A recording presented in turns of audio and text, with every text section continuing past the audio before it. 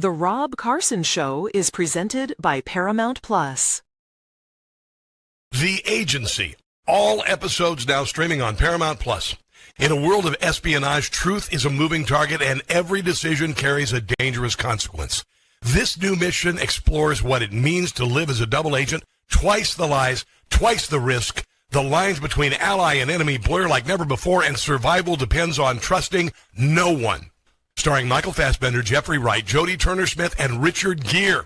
Don't miss The Agency. All episodes now streaming on Paramount Plus. You don't need to live with aches and pains. Visit relieffactor.com today.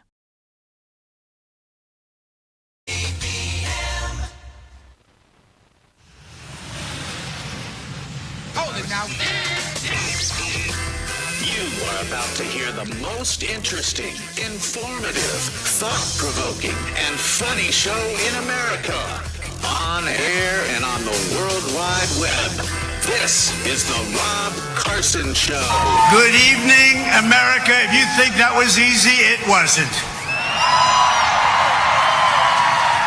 And I want to thank everybody because they did the right thing. They saw lightning, and I said, there's no way if we have to speak in front of one person at 4 o'clock in the morning, I'm going to be here. There's no way we can be deterred. And they estimated they had 375,000 people before everybody had to leave. And they now have 150,000 people. It's the craziest thing anyone's ever seen. Yeah, baby. At least. And I was not there. I did not go because there was no way I was going to stand down there in 100-degree heat. Hello and welcome to the show. Please come inside. How was your weekend? How was your weekend? Mine was amazing. Mine was spectacular. I live in Washington, D.C., where all of this is happening. But I didn't make it out to the National Mall until yesterday. I went down yesterday to check out the Great American State Fair and see the petulant states that are not represented. States like Delaware that had nothing in their booth but a person sitting in a chair and a couple of placards. And then some I didn't even bother going into it. I don't know if I went into Maryland or not. But I went into a whole bunch of different places yesterday. I streamed it live on Instagram. If you want to see it, just go to Instagram, Rob Carson Show. And I just walked around and I just riffed. I just interviewed whoever I wanted to do. I did some goofy stuff. We went into Oklahoma, the Oklahoma display, and I said we're going to sing the title from the musical Oklahoma, and they were like, okay. So I ended up leading a chorus of Oklahoma, where the wind comes sweeping behind the plain, and I did a little dance number. And everybody in the booth started singing along, and we all just fell apart laughing and applauding afterwards. They had no idea who the hell I was. And then we went down to Texas. And we went into Texas, and I said, the stars are bright, da, da, da, da, deep in the heart of Texas. And again, these people are like, who is this guy? But I'm going to tell you what, I met so many fans of the show. I met so many fans of the radio show. I met so many fans of the TV show. It was such a pleasure. I had no idea. I mean, I knew the show was growing. I knew that the show was growing by leaps and bounds. And yes, I did get some sun on the face over the weekend, despite using, I think it was like 70 SPF on the face this weekend. But I'm going to tell you, I had no idea. I'm walking around, and of course I wore a Rob Carson Show Don't Catch the Stupid shirt. So that was kind of a giveaway. And the fact that I was interviewing everybody and just doing funny crap. Like I walked over, there's a huge line to see the Florida booth. And I said, I just walked over, I pointed the camera, and I says, for those of you guys in the Florida line from New York, this isn't to get residency. It's just a booth talking about Florida. And everybody laughed. Everybody laughed. And people would come up to me, oh, I watch your show all the time. I listen to your podcast all the time. Oh, my God. It was something else. It was joyous and it was fun. I got to ride on that big old Ferris wheel, the whole deal. Met a couple people on the Ferris wheel, really nice, and had a nice chat with them. And And it was kind of funny because you go into the food booth. And listen, if they were going to do it again, there are some things they could do better. But I'm going to tell you, the food area, you go into the food area and there's like 5 or 6 different stands. There's beverages over here. And then there's, and it's oddly enough, it's American food. All right? And guess what it's made up of? Chinese, Italian, and Mexican. That's America, baby. That's America. I mean, what can you say is American food? Roast beef, mashed potatoes? No. America is every kind of food. That's just the way it is. And so they were selling that there. And I went to the Pennsylvania booth where Josh Shapiro, who is a complete sellout, there was a piece this morning I'm trying to get into by Jonathan Turley about Josh Shapiro, the Jewish governor, who's fine with these radical socialists in the party, even though they're anti-Semites. And Turley talks about how his career is over. And I'm hoping it is. I'm hoping it is because he has shown that he is not moderate at all. And he insisted that nobody be sent from the state of Pennsylvania, from the home of the Bill of Rights and the Constitution, okay? Independence Hall, the whole deal. That jackweed said that they weren't going to send any. And two people got together. It was John Fetterman and Dave McCormick. And here's Dave McCormick on Newsmax this weekend talking about, they weren't about to not have a booth represented at the 250th birthday of America. And by the way, you pathetic rubes who decided you were going to boycott this because Donald Trump is the president.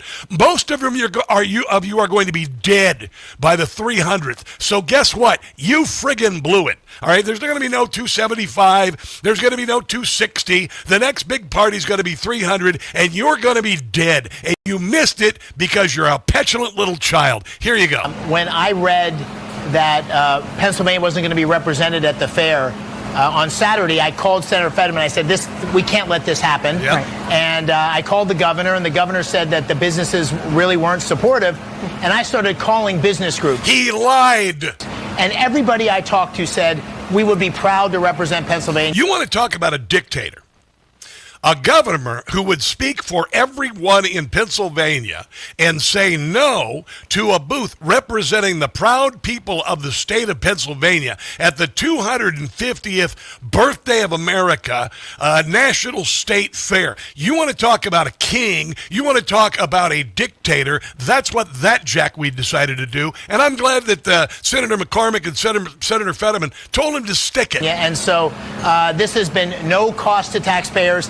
People have volunteered. We've had more than 55 sponsors, all the different parts of Pennsylvania represented here, and everybody that comes through is proud to be part of Pennsylvania, and I'm certainly proud to be able to represent Pennsylvania. Yeah, and Pennsylvania would be such a great state if so many a-holes weren't in charge of the government there. Pennsylvania, I would live in Pennsylvania if it weren't for the idiots that they keep electing in Pennsylvania, thanks to cities like Philadelphia and Pittsburgh and the left there, genuinely, liberals who live there, ruin it for everybody else. And Pennsylvania, I've had a love affair for Pennsylvania for a very long time. I love it. I've spent a lot of time there in Bedford. I've spent a lot of time out skiing in mid-Pennsylvania. I've been up in Lancaster County, been to Hershey Park a number of times, and I love me some Pennsylvania. Used to take the kids up there in the fall and drive the country roads to look for pumpkin stands at different farms. It's wonderful. How much people are there and everything, and then you got a-holes like Josh Shapiro deciding that Pennsylvania is not going to be represented at the 250th birthday of America. And I'm going to tell you, that booth was something else. It was something. All these historic American flags, a replica of the Liberty Bell in there. And free Wise barbecued honey potato chips. Thank you very much. There are also Utz's from there. And what's the other one? It's the Snyder's of Hanover. They're famous for taking the busted up remnants of pretzels, putting them in a big container, stirring them with seasonings and margarine, and making them absolutely amazing. Otherwise, you just throw them away. No, they just season them up and put them in a bag, and you buy them like crazy because they're fantastic. But anyway, Pennsylvania was there. I went to Iowa. I went to Missouri. Missouri was great. Missouri. I went to probably about 15 or 20 states. New Mexico, because we have a station there, KBQ in Albuquerque. Delaware, which was, honestly, what a joke. just a pathetic little booth. It had like two little billboards and somebody sitting in a chair. And wouldn't interact with you at all. It was a joke. And shame on the people in charge of those states for not sending a delegation to the 250th birthday of America because you're a bunch of petulant children. I was driving in to work this morning, and there's this 20-something-year-old girl, and I guess she saw the America 250 big old sticker on my back window and the FJB chrome badging on the back of my truck, and she flipped me off. She flipped me off. So you know what I did? I slowed down, pulled right up on the sidewalk, rolled down the window, and I said, "You're a petulant little child. You're a spoiled little child." And I called her out. I should have made her famous on the social media. But she didn't, of course, because she's a little coward. But she decided she'd flip me off. I mean, who in the hell just says F you to somebody because they don't like the sticker on your car? Oh, of course, it's a liberal. Of course, it's a stinking liberal. And I just love the fact that this is all happening. We are at a confluence of events. We are at a providential moment where the 250th anniversary of the country is happening. Enormous patriotism. By the way, world record fireworks display. 850,000 shells fired, broke the previous 10-year-old record by 30,000 shells. You've got the Donald Trump is the president. The U.S. men's hockey team won the gold. You've got the U.S. men's soccer team playing, and the guy who got the red card is back in. I've got some audio from the president on that one. Everybody's thinking, "Oh, Donald Trump." You think FIFA would do anything Donald Trump says? They represent the soccer world, okay? So they're not going to listen to Donald Trump. The guy got a red card. It was a bad call. I don't know much about that other than it was a bad call. I'm just listening to people who know more about it than I do in sports, and they said it was a bad call. So you know what? Too bad, so sad. We got a full complement tonight, and we're going to be playing Belgium. But anyway, I got a lot of stuff on the show today to get to. Great audio from Donald Trump at Mount Rushmore. Great audio from the Prezi on Independence Day. Some of my observations from the weekend. I had a marvelous weekend. I had the best meal I've had since moving to Washington, D.C. It was magnificent. I had beautiful company with me as well. It was just glorious. And I tell you what, you have to overwhelm the left with joy and patriotism and faith. We've got to do it.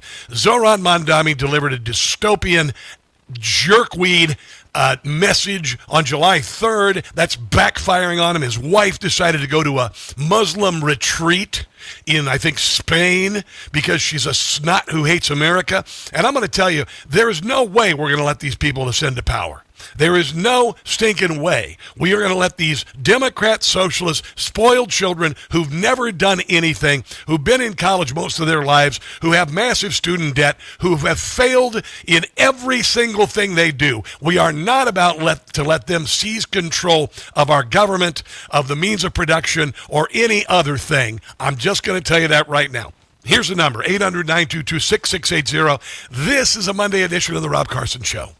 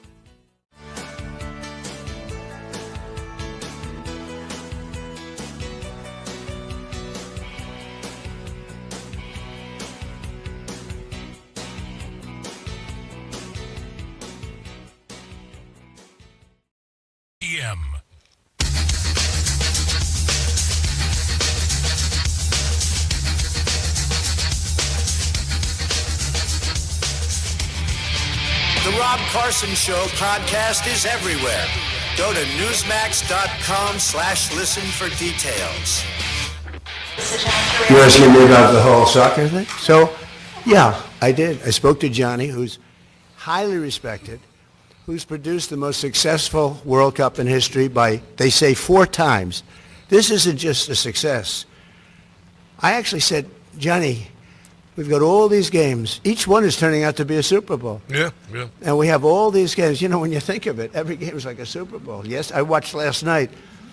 What a game that was with Mexico and England. Yeah.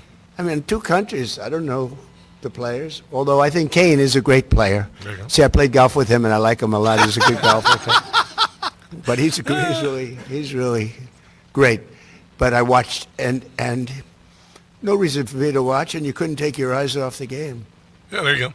And of course, everybody's raising hell because Donald Trump called the FIFA director and said, hey, man, you ought to let Folarin, Bolagun, whatever the hell his name is, play because it was a bad red card, and he's been reinstated. So now Belgium has to play the American team as it was meant to play the American team. Oh, my God. Oh, my God. Oh, too bad for Belgium. I tell you what, Belgium, you can complain when you've saved the world from tyranny a couple times. How about that? Or actually made something other than chocolate. You know, maybe you could do that, Belgium. Honestly, Belgium, whatever. I think what was it? Austin Powers was right. Belgium, they're evil people. I don't know anything about Belgium. Belgian people are fine, but there you go. You got to play America as is. There you go. You got to play America as is. The game's at 8:00 tonight, and it's going to be gigantic. It's in Seattle of all places, with that stupid mayor who is 12-year-old mentally. Still gets $10,000 a month from mommy and daddy to pay for her daycare, and I'm not her personally. Her daughter's daycare, yeah, a child having a child. But anyway, people are very patriotic about it, and the left is just doing everything it can to whiz on everything. They can't be happy about anything. They can't be happy about the 250th birthday in America. They can't be happy about American soccer. And they went out and had these stupid rallies around the country, pro-Palestine and all this. And you know, I was talking to a woman in line at the Ferris wheel, and her husband died of COVID. So Tony Fauci is responsible for her husband's death because he paid to have the virus created. So he's responsible for her husband's death. That said, she's one of these typical Republicans, these conservatives who have nothing. Excuse me one second. Who are just defeatist, and they think, oh, woe is me, and these communists, oh my God. And I say, you know what? When you go into battle, you don't suppose George Patton told his men, oh boy, I don't know, man, those Japanese or those Germans are I don't know if we can do it. You know, they've made some real advances here, and I don't know. And I'm like, I said, you know, I don't want time for this negativity. If you are going to do battle with American communists, there is nothing but victory. That's it. That means get off your rear end and be there at the ballot box. That means if they're marching in your neighborhood and doing something stupid like that, you can confront them. That's what I do. Those idiots on Capitol Hill, the white supremacists supposedly with the masks and everything. By the way, you know it's a psyop. You know that it's fake because the media is not covering it. If it were a real white supremacist movement, they would be there like they were with the Skokie Nazi rally way back in the 1970s. They would be there. But they know it's fake. They know it exists only as a photo op so they can say, yeah, white supremacy is rising in an election year with Donald Trump as the president. Remember that. It's only there as a photo op. Little girl on the bus, little black girl on the metro, white supremacist standing there, snap a picture of her. Nobody bothers to ask her name. Nobody bothers to, confront anybody. Nobody follows these jerks home after the rally to find out where they live and who's paying them and all of that. CNN, MS Now, they're not covering the story because they don't want to show everybody that it's fake. They just want the photos. They just want the fear. They just want to confront Trump officials by saying, why aren't you doing something about this? To which people like Doug Burgum says, well, it's freedom of speech. So realize that the only reason the media is not covering it is because it's absolutely AstroTurf, probably bought and paid for. I don't know if Southern Poverty Law Center is still doing this, but certainly Lincoln Project could be involved. Who knows? But it's fake. I suggested on a Substack today that hillbillies, homeboys, and Hebrews go down and confront these jerks and maybe grab a couple of masks and pull them down and show the world, their coworkers, their friends, all of the people, who these jerks are. Because it is absolutely AstroTurf. I've got some audio from earlier this year with the supposed leader. This guy, right out of Central Casting, he's wearing round mirrored glasses like steampunk glasses and like a Nazi kind of officer's jacket. Honestly, and his speech is just utterly scripted and utterly what someone would say if, in fact, they were leading a faux racist movement. And I think he's also doing Shakespeare in the Park this summer. It's just laughable. But guys, we have to gird ourselves for battle. We are battle hardened. We are not battle weary. And if you're going to just throw your hands up and say, I don't know, this communism, it's pretty strong and it could take over. No, it won't. No, it won't. The people who've been elected thus far, under 100,000 votes in New York, decided those three anti-Semite, Islamist, socialists, communists, 100,000 people in a country of 330 million people. And I got to tell you what, there are more homeboys, hillbillies, and Hebrews out there than will ever become socialists. So fight. There you go. Don't whimper. Don't doubt. Just win. That's the only option. Let's take a break and come back. This is the Rob Carson Show.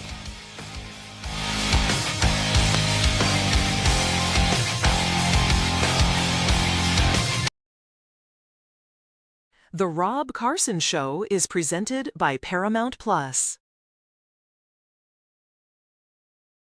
The Agency. All episodes now streaming on Paramount Plus. In a world of espionage, truth is a moving target, and every decision carries a dangerous consequence. This new mission explores what it means to live as a double agent, twice the lies, twice the risk. The lines between ally and enemy blur like never before, and survival depends on trusting no one. Starring Michael Fassbender, Jeffrey Wright, Jodie Turner-Smith, and Richard Gere. Don't miss The Agency. All episodes now streaming on Paramount Plus.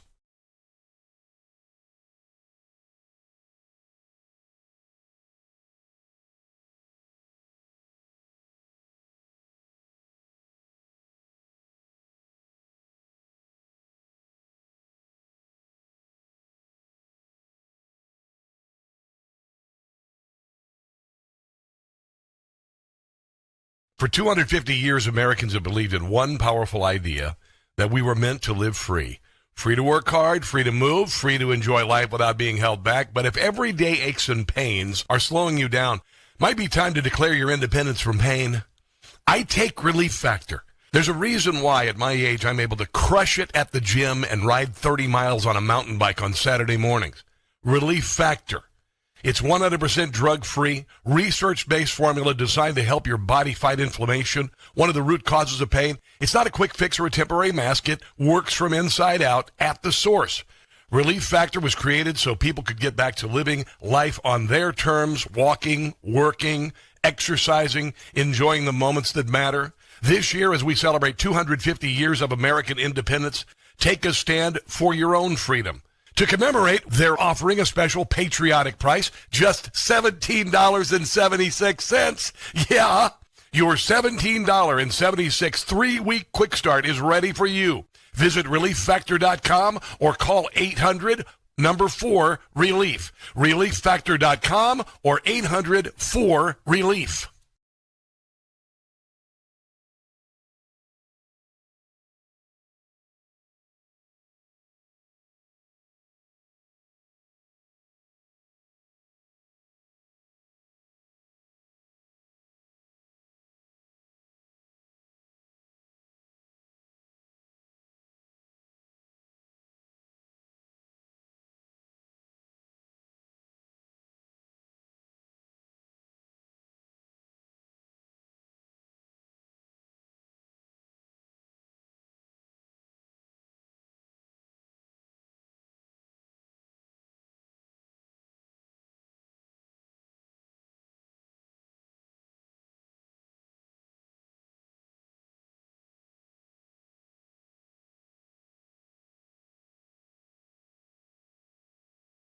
Hey guys, it's Carson for Ghost Bed. Do you really want another summer like last summer, barely sleeping because you were too hot all night?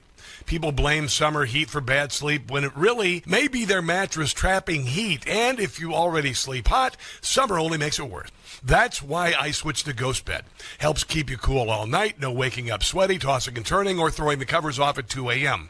Cooling tech is built into every mattress. It's not some expensive upgrade you have to pay extra for. Hot sleepers are some of Ghost Bed's happiest customers. Read the reviews.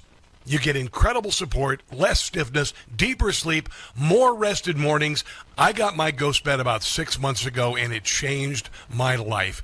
Ghost Bed gives you 101 nights to try it at home. You can sleep on it all summer long and feel the difference for yourself. How many more summers are you going to waste on bad sleep? Ghost Bed is currently having their 4th of July sale, offering my audience an extra 10% off. Go to ghostbed.com/Carson. Use the promo code Carson. That's ghostbed.com/Carson, promo code Carson.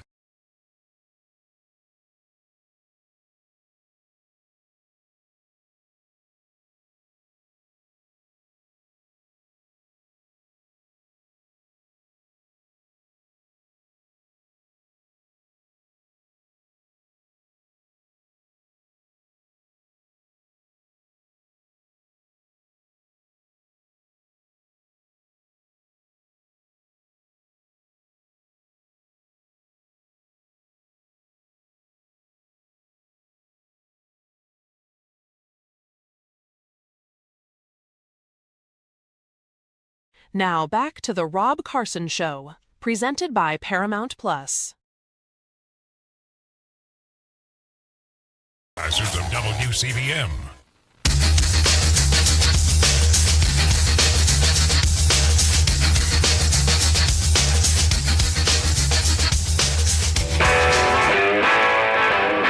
Because we are one people. We are one family. You showed that tonight with one flag. And as our Declaration of Independence tells us, we are all made in the image of one Almighty God.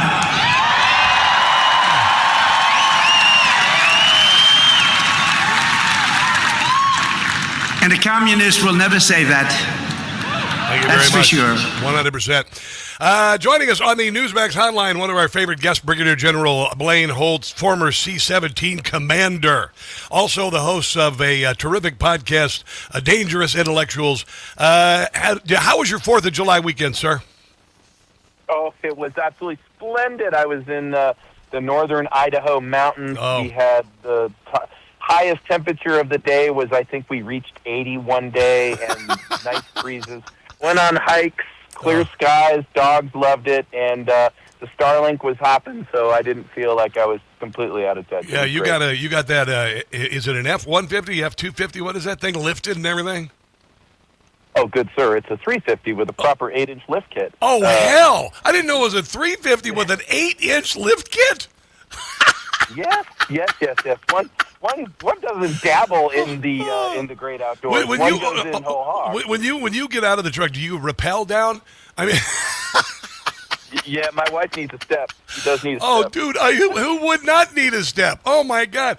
Well, I got to tell you, I had a wonderful weekend. I was in here in Washington D.C. The only drag was I went down to the Potomac, near Old Town Alexandria, to watch the fireworks. It started pouring down rain. They said it was canceled, so I go back to the to my apartment, lay down in bed to the phone call from a friend who's watching the fireworks starting in D.C. So unfortunately, I had to watch it on television. But man, what a display, right? Yeah, it's so great. Just made you so proud. And you know what? My hat's tipped, and a salute for all those who participated in the security of that event, all those that worked on first responder stuff for that event, because it came off. Yes, you had weather obstacles, but how could you not be proud of your nation, especially with the cool projection on the Washington Monument that was telling our story? It's just I went down there Friday night and saw it again because they had it going earlier this year. And you have not lived until you've seen a projection TV that's 450 feet tall and about 70 feet wide. It is. Oh, yeah. Oh, my Lord. And it's still going on. And I went down to the fair, by the way. I went down to the fair yesterday, and I met just so many people, Blaine, who are big fans of Newsmax, and so many patriotic Americans. And I'm actually grateful that the left and the Democrats are boycotting this, because I didn't have to deal with their insufferable crap.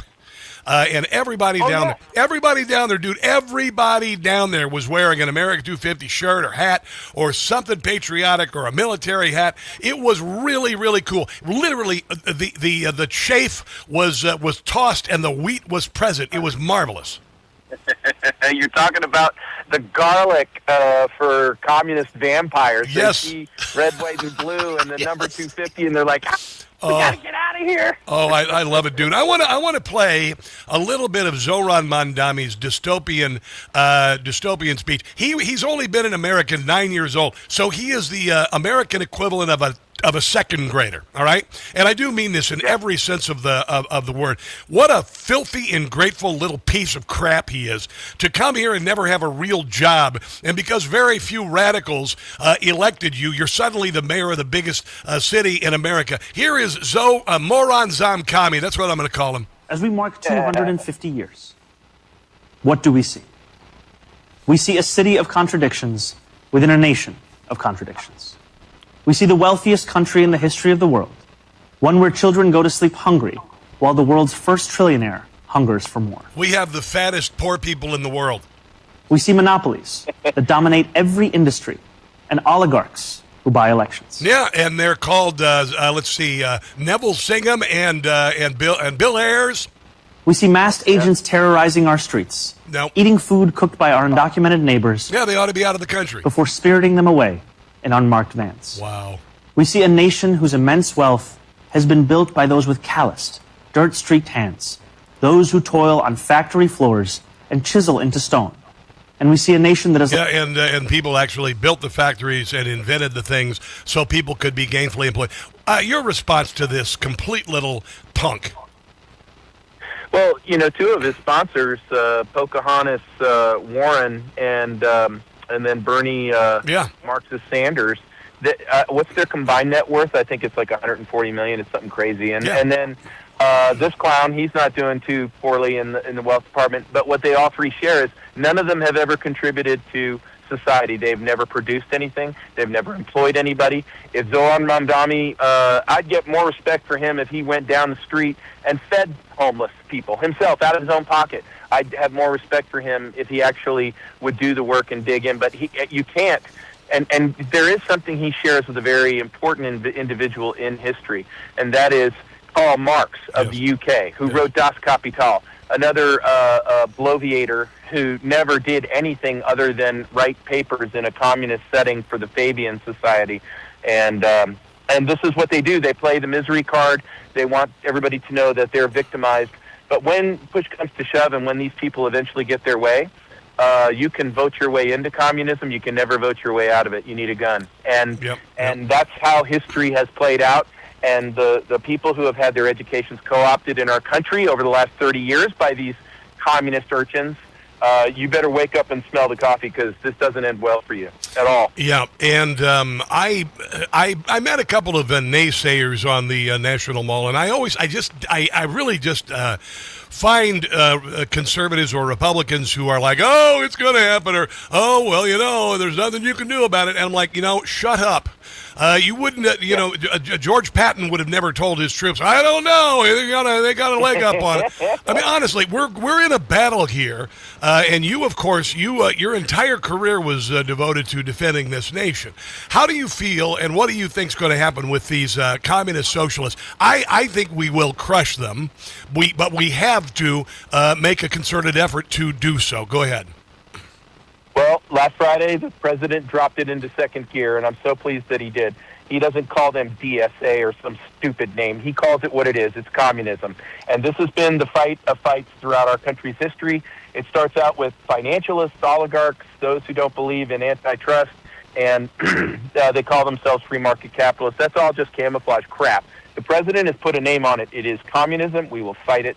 An American idea is to have rugged individualism, and then from your own success, that flows to others in our nation. That's the American idea. That's the American experiment. It's why we're going to endure. And for the little schleps and the purple-haired monsters who think that a free government piece of cheese paid for by some billionaire is the way out of this, it's not. And the president is leading us through this, and I think it's amazing. No, we have to declare war on it. That's it. I mean, we have to declare war on it. We have been at war, a de facto civil war, with soldiers for hire, hired by people like Neville Singham and George Soros. There's no doubt about it. There have been casualties. There is damage, the whole deal. And we are not battle weary. We are battle hardened. And this, we have just begun to fight, General. General, we got to take a break and come back. Does that sound cool to you? That's cool. All right, let's take a break and come back. This is the Rob Carson Show.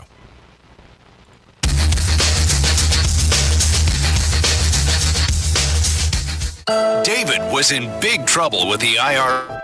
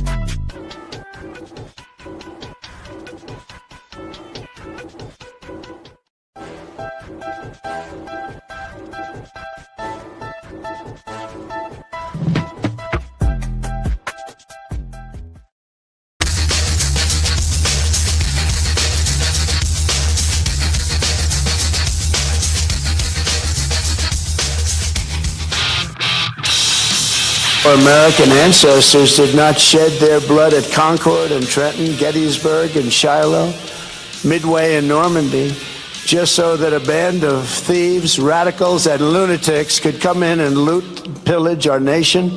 Our heroes died to win, build, and to save, and to build truly a great country, the greatest country ever in the world.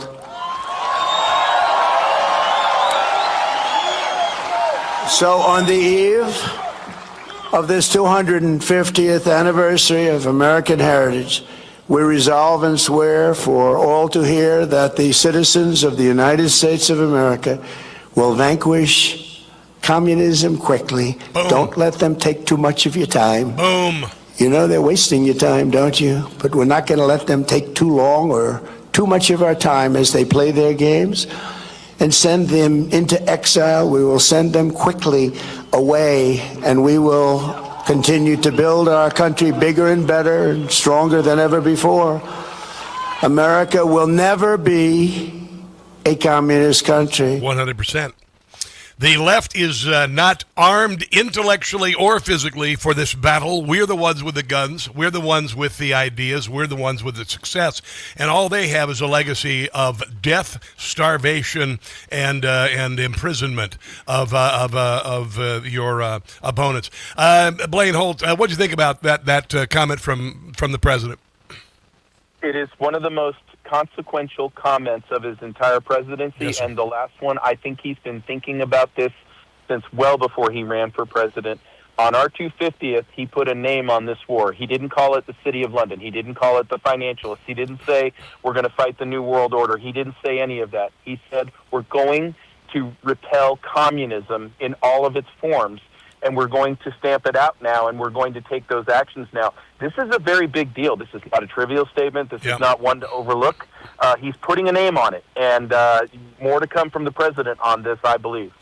Listen to this. This is from the Democrat Socialists. They're a bunch of intellectual Gen Zers who have no life experience whatsoever. Versus like people like you and me who've worked our asses off to get where we are, where you served our military. We have tens of thousands of veterans who have served and fought for this country. And these little tools, these little children, think they're going to overthrow our country. And, you know, we have a unique responsibility to act from the heart of empire, the belly of the beast. The most important thing that we can do is take that empire down from within. Our role ultimately is to facilitate our own empire's failure in ways that we can, ultimately to overthrow our own empire. U.S. imperialism is not a thing that can be reformed away. It has to be overthrown through revolutionary struggle. And to build a mass movement that can use the leverage of workers to hit the kill switch on American imperialism here. Obviously force-fed this bullcrap in academia.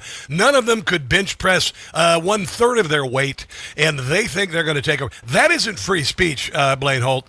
That's seditious conspiracy. No, it is seditious conspiracy. And do you notice the trend in all those voices? They're all men who, except for the one woman on those lines, that are all extremely effeminate soy boys. I'm going to guess none of them have an 8-inch lift kit and have ever seen the mountains of northern Idaho. Mm-hmm. But what I will tell you is none of them... I doubt they have a 1-inch lift kit, if you know what I mean. Yeah. Maybe they had it cut off. You nearly got me on that one. What I would say is that, and sadly, their educations have been co-opted. They've been indoctrinated, and they don't understand the America that you and I know. They don't understand what this rest of the country is. They don't know why America is the way it is, why we yearn for our freedom and our rights to be respected, that we're not interested in your SWAT cameras. We're not interested in any of the surveillance. We're interested in living free lives for us and our grandchildren. And if you don't want freedom, what the president is saying, you should self-exile. Yes, 100%. I put that on social media last week. I said, we need to, if there are people who want to forsake America, they want to leave America, that we get an extradition treaty with a country that would accept them, maybe China. Honestly, accept them and even give them a little spiff, maybe give them $5,000 for moving expenses, and then you revoke your citizenship and you revoke the ability to visit America. I mean this 100%. I mean it 100%. I agree. Yep. Neville Singham should sponsor them, after all. Well, I'm hoping he gets extradited. I hope he gets extradited. Co-opting this society. Yeah. But where does he live?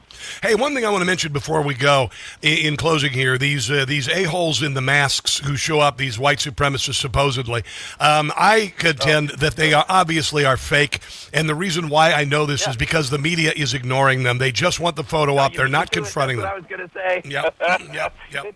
It's so true. And look at these little frauds. They cover their faces up. They wear little rain jackets without the words FBI on them. They have little khaki pants, and they've got Danner boots, which are all government-type stuff anyway. Yeah. And it's just a ridiculous sham, and it's a propaganda tool of the left. And we know better. Go to the Southern Poverty Lawfare Center and find the links to the Patriot Front, and you'll find them all. 100%. And these guys also, nobody from CNN or MS Now or ABC, CBS, NBC are following them home. Nobody is attempting to find out who these people are beyond the mask. I want hillbillies, homeboys, and Hebrews down at their next event, and I want to see some masks taken down. I don't even care. I want to expose these people to their friends, their co-workers, all of this. So we know they know the animal that is in their midst. Yeah, they're weasels. They're absolutely weasels. They've been here in northern Idaho to try to make it look like we're a bunch of white supremacists up here, and then you get a sheriff who wants to have a joint terror task force in here because we all have to be concerned about that. It's all propaganda. It's all crap. It's all designed to tear down this idea that America's good. Hey, guess what, kids? America is good. You know what's not good? The deep state and the Marxists. And what the president's going to do, he's going after all of them. Boom, 100%. Blaine Holt, tell everybody where they can find your podcast because it's awesome. Dangerous Intellectuals, go ahead. Come to dangerousintellectuals.com. You're going to find a great discussion every single week.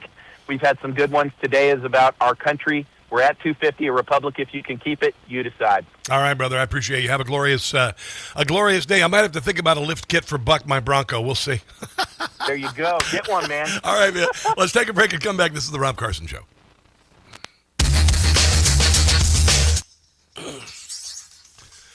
An F-350 with an 8-inch lift kit. That truck has got to be like 9 feet tall. Oh, my God. That's crazy. I mean, I sold cars, you know. I've never seen an 8-inch lift kit.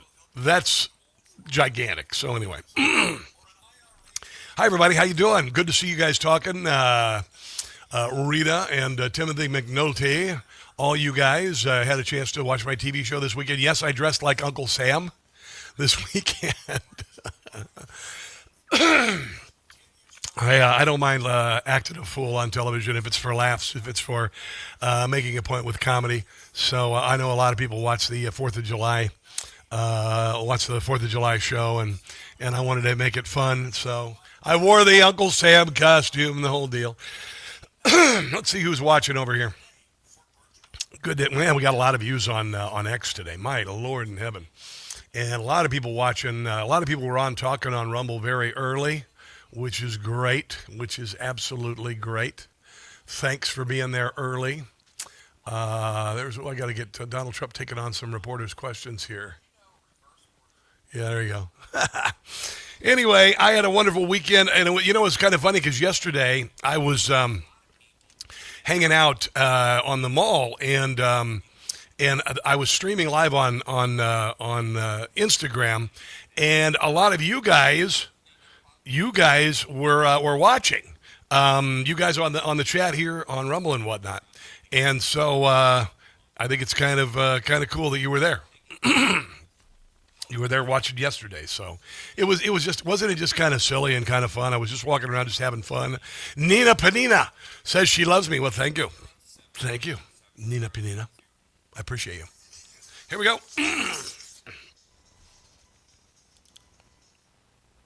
Okay.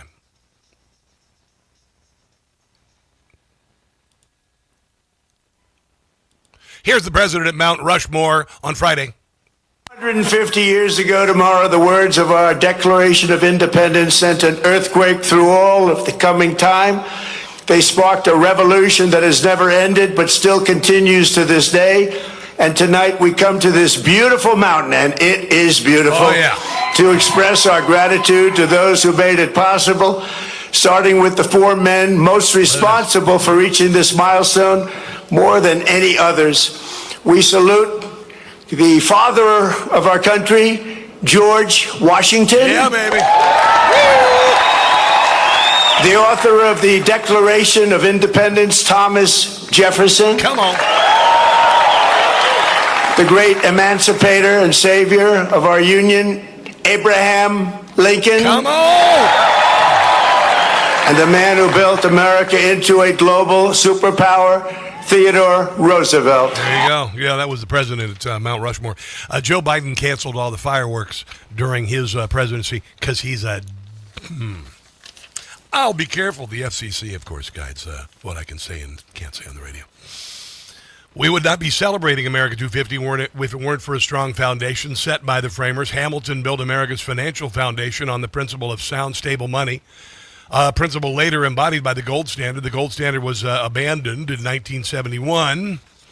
And what have we seen since? Well, your dollar's not worth as much. Certainly. Have you been to the grocery store lately? My Lord. Birch Gold has been helping Americans solidify their savings with gold for 15 years. They'll help you convert an existing IRA or 401k into a tax-sheltered IRA in gold. They did that with mine. I had an IRA from when I was selling cars. And I said, this isn't doing anything. Let's go ahead and convert it. It was 401k. And I converted it into gold. And I'm sitting on it. I'm going to ride on it for 10 years. That's what I'm going to do. Learn how gold fits into your portfolio by texting my name, Rob, to the number 989898. You'll receive a free, no-obligation info kit, A-plus rating from the BBB. Countless five-star reviews. Let Birch Gold help you build your foundation with gold. Again, text my name, Rob, to the number 989898. Text Rob to 989898. Birch Gold is unbelievable. They were very easy to deal with, and I trust them. They have my money. I wouldn't be endorsing them if I didn't. None of the endorsements that I make are products that I don't believe in and use. And that includes taking a bunch of my money and giving it to Birch Gold. All right? I'm not here to lie to you. I tell you the truth. I promote products that are great, and I use them. That's it. Coming up, Spencer Pratt's blistering July 4th message. More of Donald Trump in Washington, D.C. A German comes to America, discovers he loves it and never wants to go back home. He was lied to about our great country. That's all coming up. Don't go anywhere. The Rob Carson Show is presented by Paramount Plus.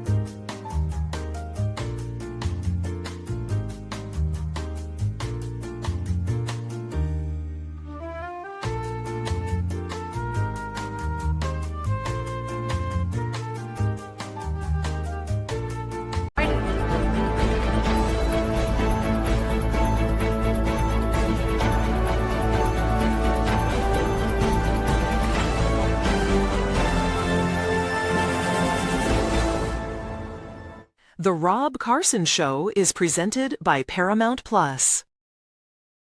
The Agency. All episodes now streaming on Paramount Plus.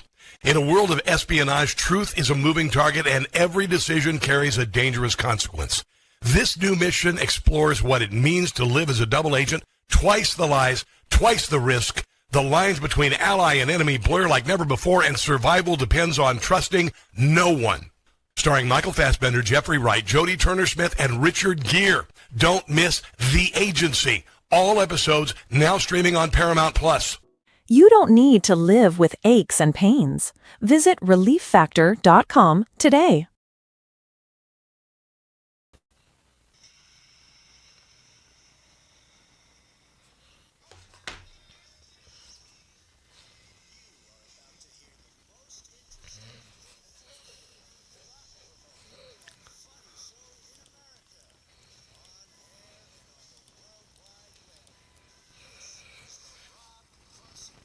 This is the Rob Carson Show, post-Independence Day show. What a weekend. What a weekend in Washington, D.C., where I have made my home. I got to meet so many of you this weekend. I got to meet so many people from all over the country and all over the world. I went to the Great American State Fair, and I just walked around. Go to my social media. I need to lose about 20 pounds. I'm not happy with the way I look. But you know what? I went through a divorce and I moved to Washington, D.C. So you know what? I can work on it. It's not a big deal. That said, I just had a blast. I just let loose and had fun with people, did man-on-the-street interviews, talked to people wearing Patriot gear, talked to, every state in the union. Every state in the union, and everybody had a message, and it was positive and it was joyful, and I'm glad that the left is boycotting this 250th birthday of America, because I'm glad they weren't there. Because otherwise you would have had a bunch of America haters down there just behaving like complete jerks. So I am it was remarkable to go down and have 95% of the people there all American patriots, proud of the country, and a whole hell of a lot of them watch Newsmax, watch my show, and listen to my radio show, or watch the live stream. It was mind-blowing. I'm interviewing people, and I had people run across the field. Oh my God, Rob Carson! Oh my God, Rob Carson! Can I get a selfie? Oh my God, Rob Carson! It was mind-blowing. It was mind-blowing. I consider myself so blessed to do this for a living. I'll never, ever take for granted this. This is amazing. And the numbers today streaming are huge. Oh my Lord, the numbers today are huge, because you guys are anxious to hear the show on Monday and see the show. Our ratings on radio, huge too. We hopefully can be adding some radio stations, because radio is very important. But I took it all in this weekend. We went out to dinner. I went out to dinner with a very good girl friend of mine, spectacular person, and she suggested, because I haven't been here, I haven't lived here for 13 years. And so I was like, I'm open to anything. Give me some ideas for a restaurant, because most of the restaurants were booked. I tried Philomena in Georgetown, one of my favorite places. Booked. I could get a 1:30 in the afternoon table. And she knows some people, so she gave me a choice of 3 restaurants. One of them was called, are you ready for the name? Dirty Habit. Which one do you suppose I chose? Yeah, I chose Dirty Habit. So we go to Dirty Habit, and I had been there before because there was an event down there with Mike Davis of Article 3 Project at that restaurant. So we get seated at Dirty Habit. I have the best mussels I've had in my life. The best bowl of mussels I've ever had in my life. They were so good. The couple, we started devouring them, and I didn't take a picture. And this couple ordered them near us, and they were delivered to the table. And I got up and I walked over and I said, "You're going to want to take a picture of these mussels, because you're going to want to remember this. You're going to," and they took a couple bites and went, "Oh my God, you're right. The best ever." Then I had what is traditionally a cheap cut of meat. It is a skirt steak on frites, which are French fries, in beef tallow. And it was the sickest steak, perfectly done with a wasabi chimichurri. I know it sounds fancy, but dang, And then it just got better from there. Oh my Lord, it just got better from there. What a just a glorious weekend. What a wonderful time to be an American. And it's so interesting that we had this giant fireworks display, which was 850,000 fireworks. All right. Donald Trump said they wanted to make it the biggest ever. 850,000 rounds launched during a 40-minute display from multiple firing locations, including barges. There were like a dozen barges. We don't need those stinking barges. Yeah, I know I threw that in. Right there, and I knew this was going to be big. I posted it on social media as I was driving by. The previous record was 810,000 set in the Philippines on New Year's Day in 2016. So 850,000 rounds, and yet there were Democrats and liberals who were ignoring it. The mainstream media ignored it because they're a bunch of petulant, sickening little children. And guess what? Most of you are going to be dead by the time there's a 300th anniversary. So you missed the party. You missed the party. Congratulations. You guys are complete jerks. Then, of course, Zohran Mamdani delivered a terrible speech on Friday. I'm not going to play it again because you know what? He doesn't deserve. He doesn't deserve me commenting anymore on him. He is the American equivalent, the citizen equivalent of a 9-year-old, of a second grader. He's been here 9 years. He's never worked a day in his life. He can't bench press 135 pounds without a spot. He has never had a callus on his hand. Well, maybe on his right hand, when he was in high school. But he's never had a callus on his hand. He's never had his rear end in a tractor seat. He's never built anything. He doesn't know how to use any tools. He probably doesn't know how to use a screwdriver or a hammer, for God's sake. And yet he thinks he's going to speak for all of us, and he's going to take over production, and he's going to convert America into a communist country. Well, I hate to tell you this, bro. There are about 100 million of us who are ready to fight over this, and you will not succeed. We will crush you in November. We are going to crush this communist movement. Nice try. We beat it in 2024. We beat it. And you think by reshaping it, calling it Democrat Socialist, that you're going to turn things around and you're going to sneak in the back door. Again, something that Zohran probably has done, But that said, it ain't going to work. Because there's 100 million of us, hillbillies, homeboys, Hebrews, handgun owners, homeowners, housewives, the whole deal. We are going to put you down like a rabid dog. That's it. So you Democrat socialists, keep dreaming. You're just a bunch of spoiled, entitled, crazy cat ladies and emasculated femboys. That's the movement, and you're not going to win. There you go. Spencer Pratt, who had an election, let's just say a questionable election, in Los Angeles as mayor. Hopefully he's going to drop the bomb, and one of the other two candidates are going to drop out so he can ascend to power. But I took Spencer Pratt, this just incredible message from the weekend, and I'm going to play a little bit of it for you because it was just what America needs to hear. We all had to sit and watch that vile commie mayor sit on the wrong side of our founding fathers' desk to try and lecture us about our own history. Notice how the communist always attacks your history. The communist must attack your history. Why? Because history is what anchors you. It's what makes us attached to something. Nostalgia is a hell of a drug. That's why they tore down all the statues in the summer of 2020. That's why they got rid of so many things. That's why they renamed streets. All of this. That was a communist takeover. History breeds an almost irrational attachment to things, an attachment that is more powerful than anyone can imagine. Erasing history is how you demoralize people, how you unmoor them and detach them from their society so you can take it from them and rewrite it in your image. Think of your country like a home. What makes your home special? It's not the marble countertops or the expensive furniture or the fancy appliances.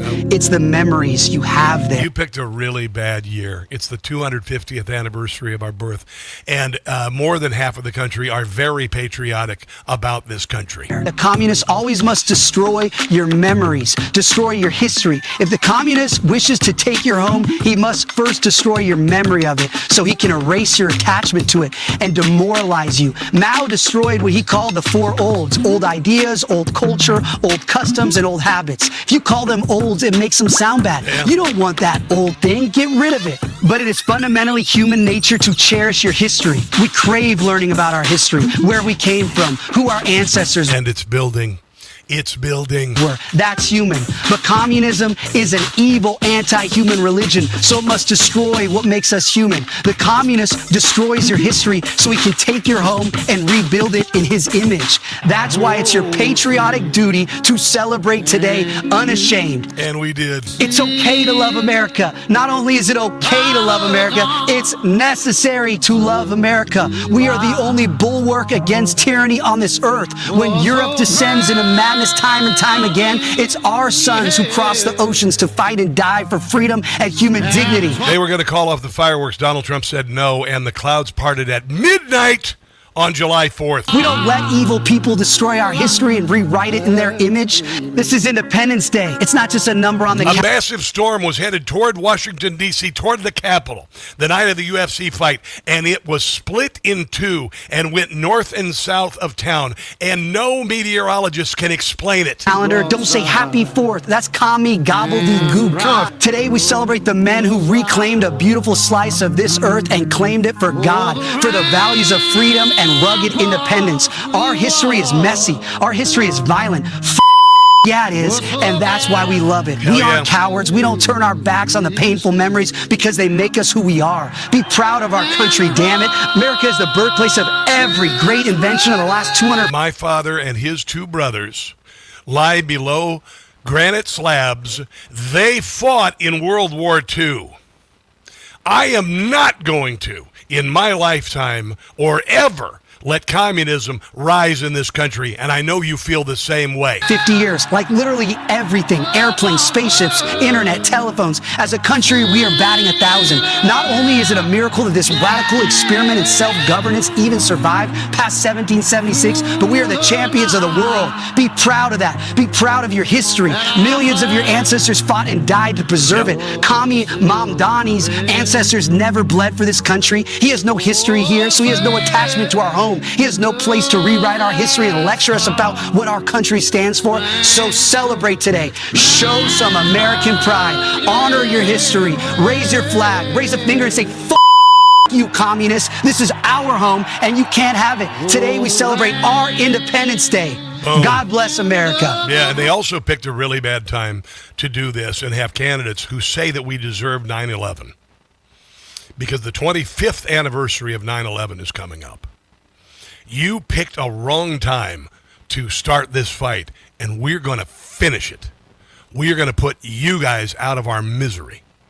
We will not stand for this. By the way, Mandami's wife, Rama Dawaj, who's never done anything in her life, went to a spiritual retreat in the island of Mallorca.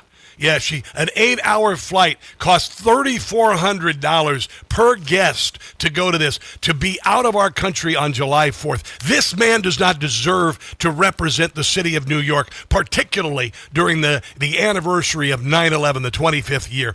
You picked a really, really bad time to pick a fight with us because you have awakened us, more awake than we have been in a very long time. Let's take a break and come back. This is The Rob Carson Show.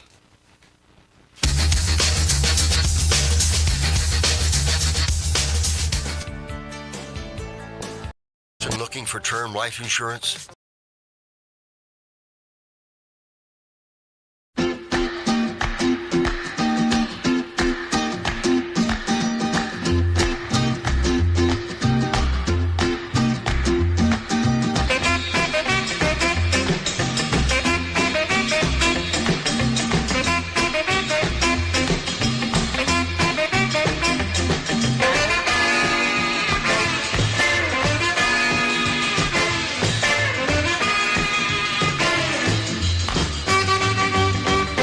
Deported.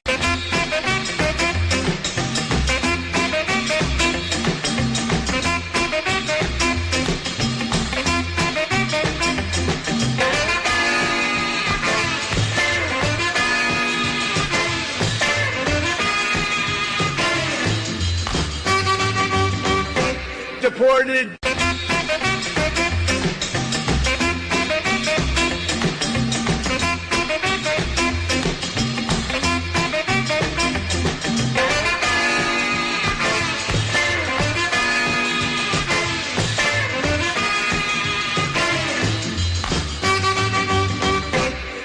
Deported.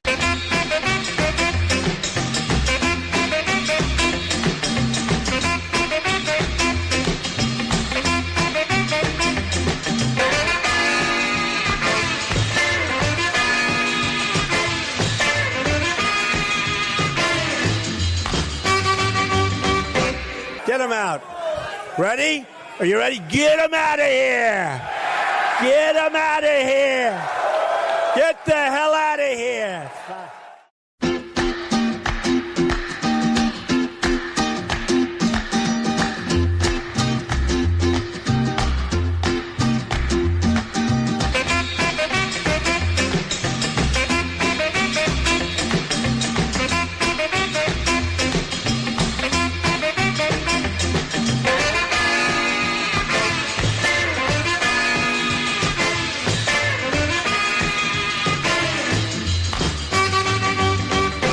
Deported.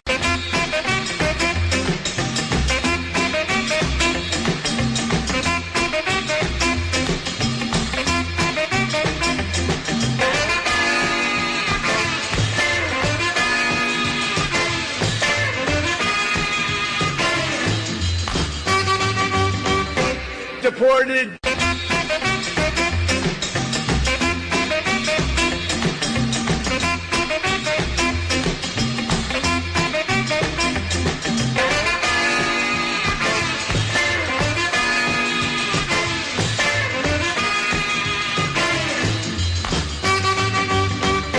Deported.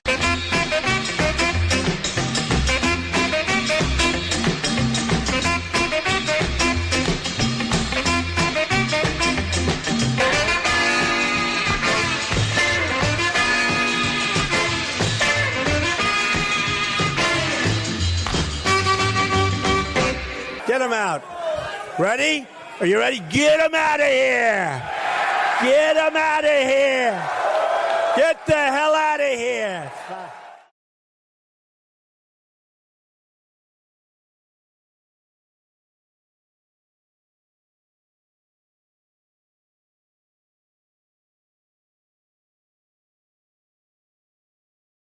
Radio is on every morning from 1 to 9 FM in Harford County. And rejoin.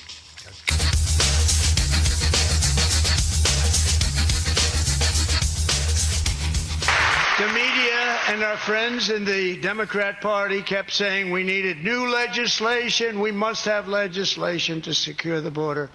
But it turned out that all we really needed was a new president. Come on. Here's the mayor of Buffalo explaining why they canceled the fireworks on July 4th. Started raising real questions about, when you put these fireworks up, canisters drop down. That's not true. And if they'll do them on the canal side, they're going to do them in the river on the barge. And you couldn't do that? I didn't want to do them on the barge in the river because we're already doing them August 2nd on the barge in the river. You are complete.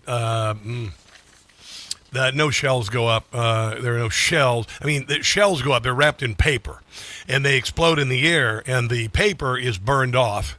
And then there is some residual dust and whatnot. This is the Politico. The Politico said, scientists have well documented the soot and heavy metal pollution that could spike severely in the wake of pyrotechnic displays. No, this isn't how they talk. It's more like pyrotechnic displays and the world record-setting number of fireworks lined up for July the 4th will mean an equally large jump in pollution, according to experts at the internal NPS documents reviewed by Politico.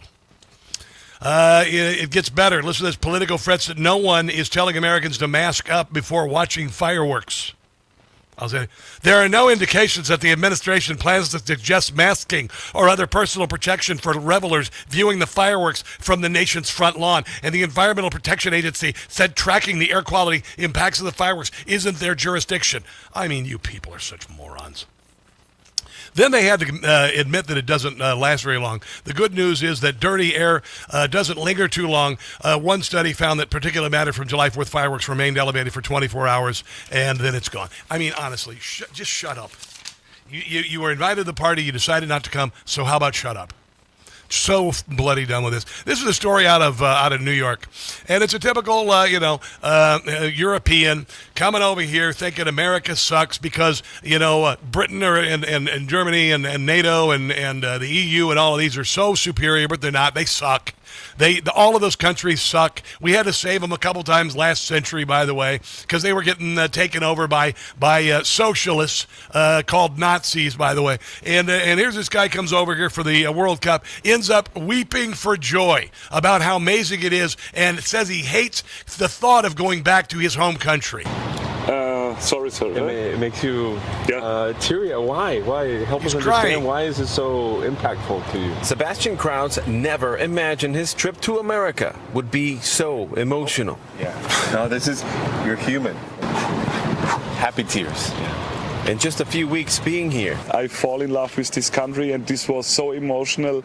I even cried in the stadium. It's a huge departure from what he was expecting before traveling to follow the German soccer team in its World Cup run. To be honest, I was a bit scared or had the fear to travel to the United States. News about shootings and criminals and that the country is not safe. God takes us home. It's great. America is great. Sebastian met a group of strangers who offered him a ride to his hotel. What is the best city? Boston. That's Bob Series and his family, New Englanders who showed a group of Germans that Boston is warmer than some might believe. Bob, thank you. Love USA. Yeah, it's an awesome country, and you commies who want to change it, you can just go straight to hell. There you go, I said it. How about that? Here's something kind of cool. There's this Marine, this U.S. Marine, this man. Listen to this humble gentleman.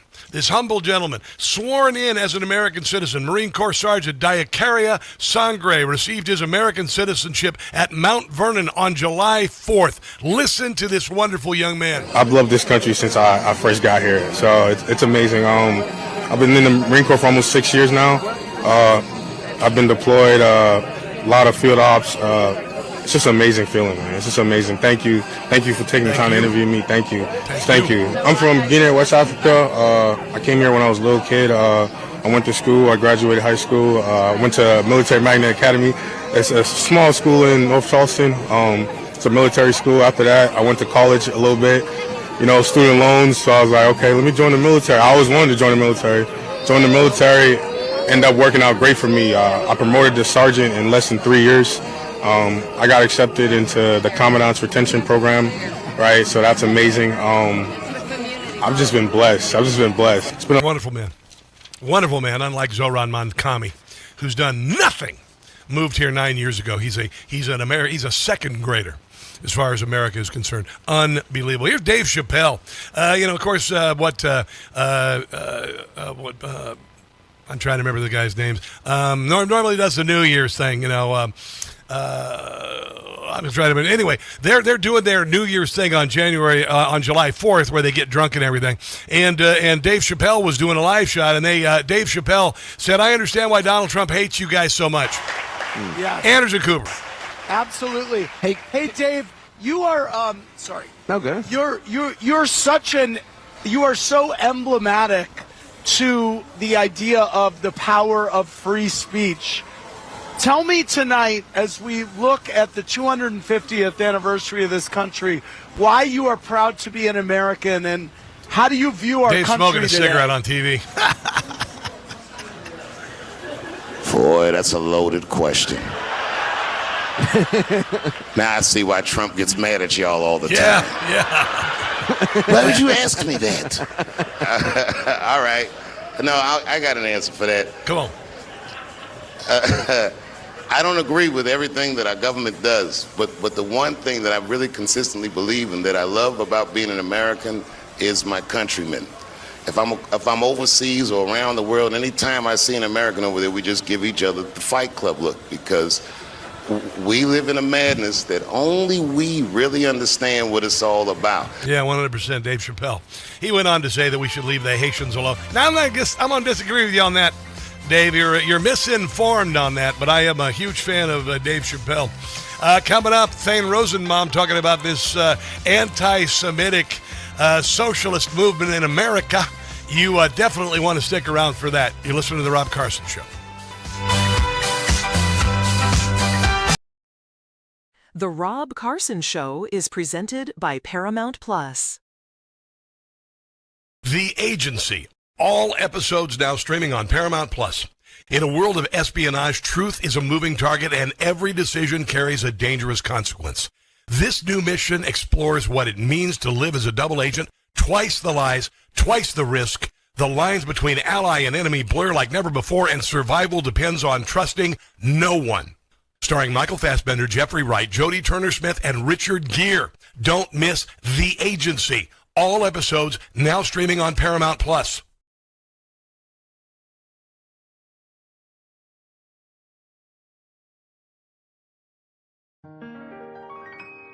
The left is not right. There is no birthright. All the lies about it they've been telling you. Men and girls sports, nobody supports. Their claims of ICE misconduct are not true. Don't catch the stupid, don't buy their BS. The climate change is real, voter fraud's not. Don't catch the stupid, do not believe them, because distraction and diversion's all they got. Gain of function research, never heard of it. They're always cheating and misleading with another mail-in ballot scheme. Redistribution is their solution. A socialist America's their dream. Don't catch the stupid, you just can't do it. They say we should defund the police. They're teaching sex ed in kindergarten. Their destructive policies must cease. Like my personal favorite, Medicare for all. Statues are fallen. It's so appalling. Of common sense, they are so bereft. Don't catch the stupid, reject their nonsense. Everything is stupid on the left.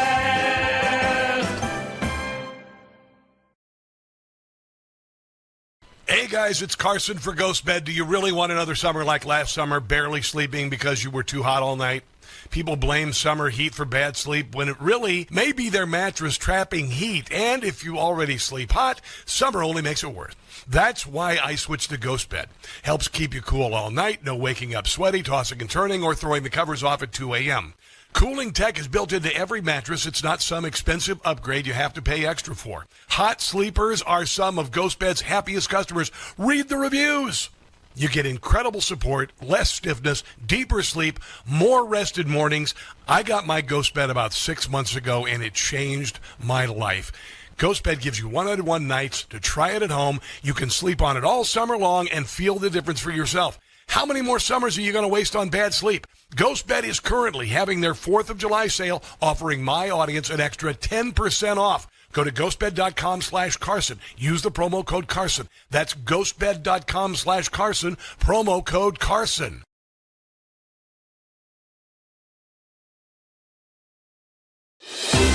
Hi, it's Tony Marino, host of the super popular Newsmax Daily Podcast, a rundown of the day's top headlines and top highlights of Newsmax shows and interviews you may have missed, plus some sports, stock markets, and even some yucks, all packed into about 20 minutes. Search for the Newsmax Daily with me, Tony Marino, on your favorite podcast platform, and check out our entire lineup of great podcasts, including Greg Kelly, Rob Carson, and Jerry Callahan at newsmax.com/listen.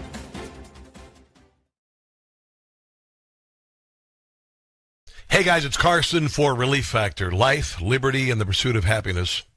Those words weren't written for history books. They were written for you.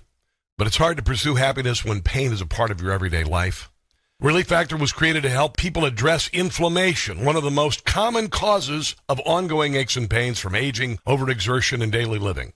It's a 100% drug-free, research-based formula that works through multiple metabolic pathways to support comfort and mobility. No prescription, no masking symptoms, just real relief so you can keep moving forward. I work out every other day, I crush it at the gym, and I ride my bike 100 miles on the weekend. I credit Relief Factor for making all of those activities pain-free. And as America celebrates 250 years of independence, give yourself a chance to reclaim yours. To commemorate, they're offering a special patriotic price, just $17.76. Yeah. So you can pursue your happiness being pain-free. Your $17.76 3-week quick start is ready for you.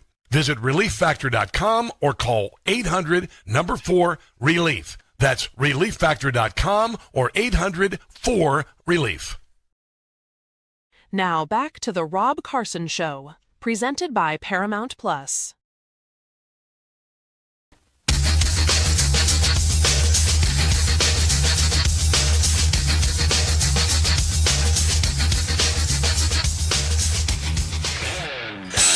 As we mark 250 years, what do we see? We see a city of contradictions within a nation of contradictions. We see the wealthiest country in the history of the world, one where children go to sleep hungry while the world's first trillionaire hungers for more. We see monopolies that dominate every industry and oligarchs who buy elections. We see masked agents terrorizing our streets, eating food cooked by our undocumented neighbors before spiriting them away in unmarked vans. That is Moran Zamkami on Friday, the eve of the 250th birthday of America, delivering a hateful message about the country. He is a punk. He should be denaturalized and deported. Joining us to talk about this and much more is Thane Rosenbaum, distinguished university professor, Touro University, essayist, novelist, friend of the show. Thane Rosenbaum, your thoughts about Moran Zamkami? Well, first of all, Rob, friend of the show indeed. Yes. Big fan of Rob Carson. You know, I'm older than you, so I don't know what you remember about the bicentennial 50 years ago. I remember it. I was 10 years old. Okay, so I am older than you. Yeah. So, you know, we had just come out of Vietnam, and we had just come out of Watergate, right, Rob? Yep. Think about that, right? Those are two major things that just happened that wasn't good. People were so patriotic. Yes. We didn't have any of this. This nonsense where we have, you know, people who win Democratic primaries that proudly say that I wiped my hands on the American flag. Yes. Are you kidding? Yeah. Really? Yeah. And that was Mondami's, the person Mondami, he endorsed her candidacy. Yes. That's a reason for deportation. Right there. There we go. There's nothing else. There's nothing else. Let me get this straight, Mr. Mayor. That's your candidate? The woman who proudly says, I was having a sandwich and I decided I didn't have a napkin, I used the flag instead. So I just think, just for perspective, 50 years is not that long ago. And we came out of a series of crises. And, you know, no one spoke like this. So in celebration of our 250th birthday, the mayor delivers a eulogy, not a celebration. He treats it like a funeral, as if to say, which is right out of the, you know, the playbook of the Democratic Socialists of America, which is that America is evil, white people are evil, rich people are evil. The only reason there's privilege is because people take advantage of it. It's not because they're smart or they work hard. The pursuit of happiness is rigged. Calculus is rigged. Nuclear families are rigged. Everything is rigged against people of color. So in order for him to you know, these are dog whistles for his base. Right? This whole crew, there's a whole motley crew of them. And they run around trashing the United States.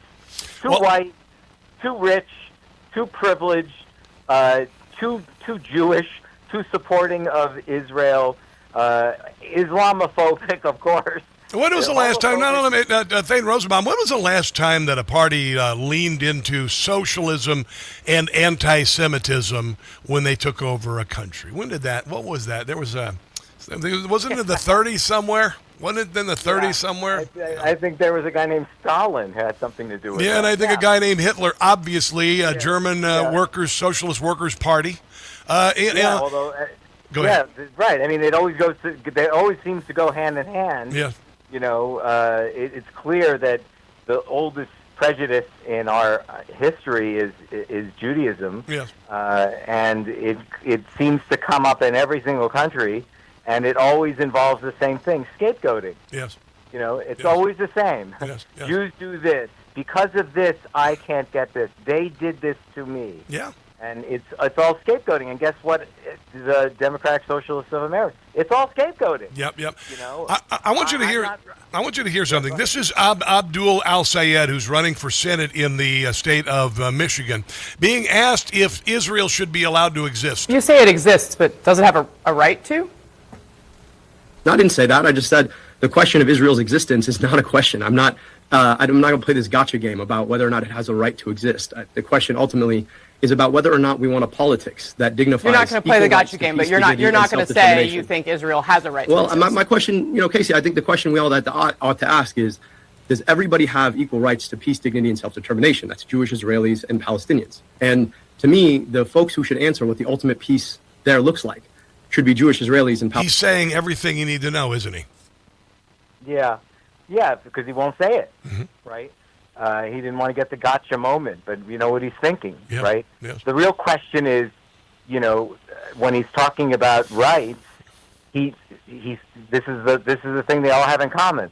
No one seems to be interested in Christian churches being destroyed in Nigeria, right? Genocides, actual genocides, not in the context of war, but genocides, not self-defense in a war, but actually, this is happening all over. I always tell this anecdote. There are 1 million Uyghurs in China, the communist country, and Uyghurs are Muslims. So they should get no less better treatment than Palestinians. I don't see anything special about Palestinians. They're not better looking, smarter, taller. They're just people.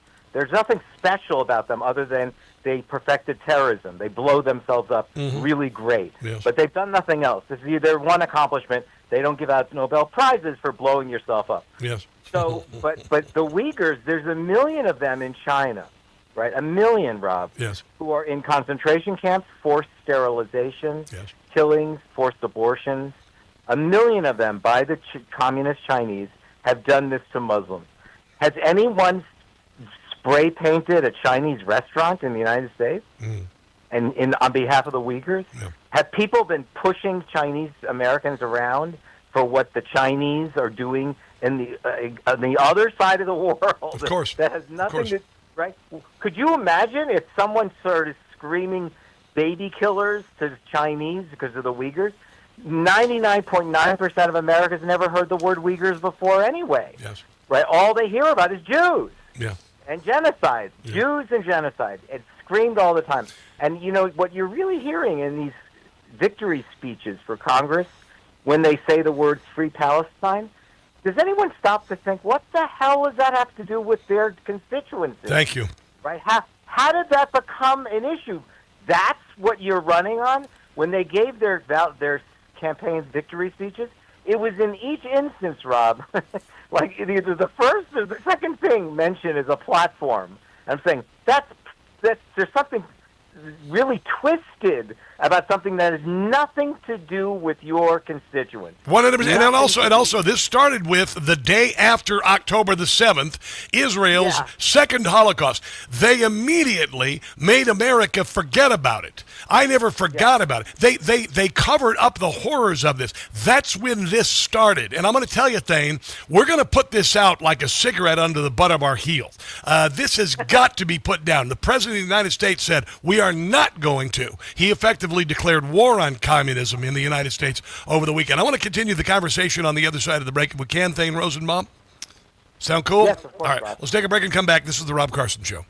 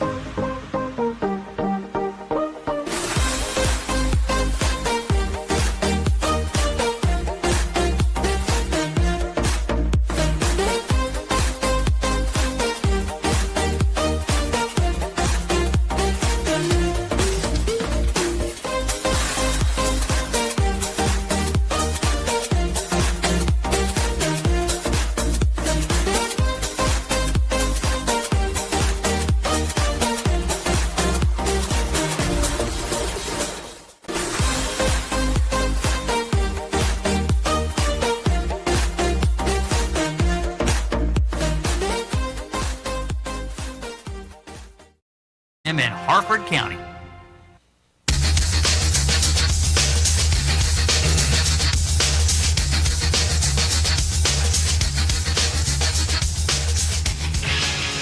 This is the Rob Carson Show.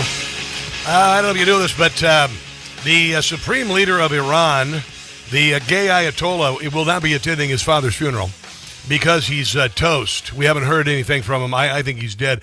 Some are just saying that he's had some limbs blown off and he's unrecognizable and can't communicate.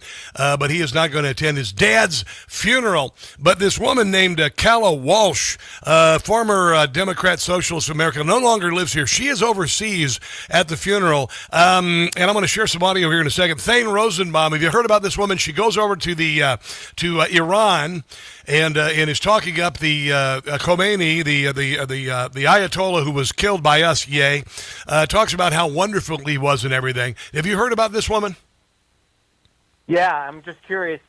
Are there pictures of her in a burqa?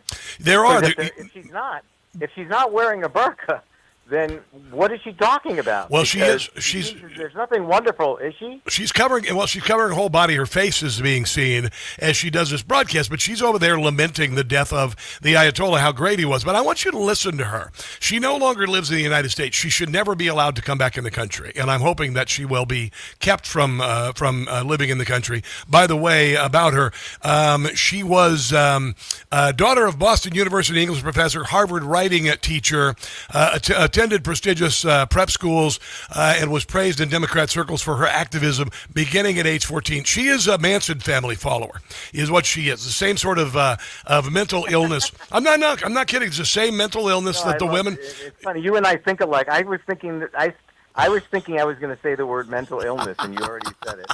Well, here she is. Listen to this. She's over talking about how great the Ayatollah was, who murdered 50,000 protesters. They had been killed over there by the IRGC and the regime. And she's talking about a wonder. But listen to her talking points and how much they sound exactly like Zoran Mandami and the people that he is helping to get elected. Anti-imperialist leader to have lived during my lifetime. Start that again. Here we go. To me, he was the greatest anti-imperialist leader to have lived during my lifetime. My observations throughout my visits on Iran, we see this progression of these different stages of U.S.-Israeli aggression against Iran. Of course, since 1979, since the victory of the Islamic Revolution, the U.S. and Israel have been at war against Iran through different means. This is the first state funeral, the funeral of a great leader that I have attended. But truly, their legacy is still alive and is being carried on by every Iranian and every anti-imperialist, every anti-Zionist who is struggling against this system of arrogance and domination. They are academic talking points. Everything she just said, ignoring that Iran was the chief sponsor of terrorism in the entire world for 47 years. She is a Manson family follower.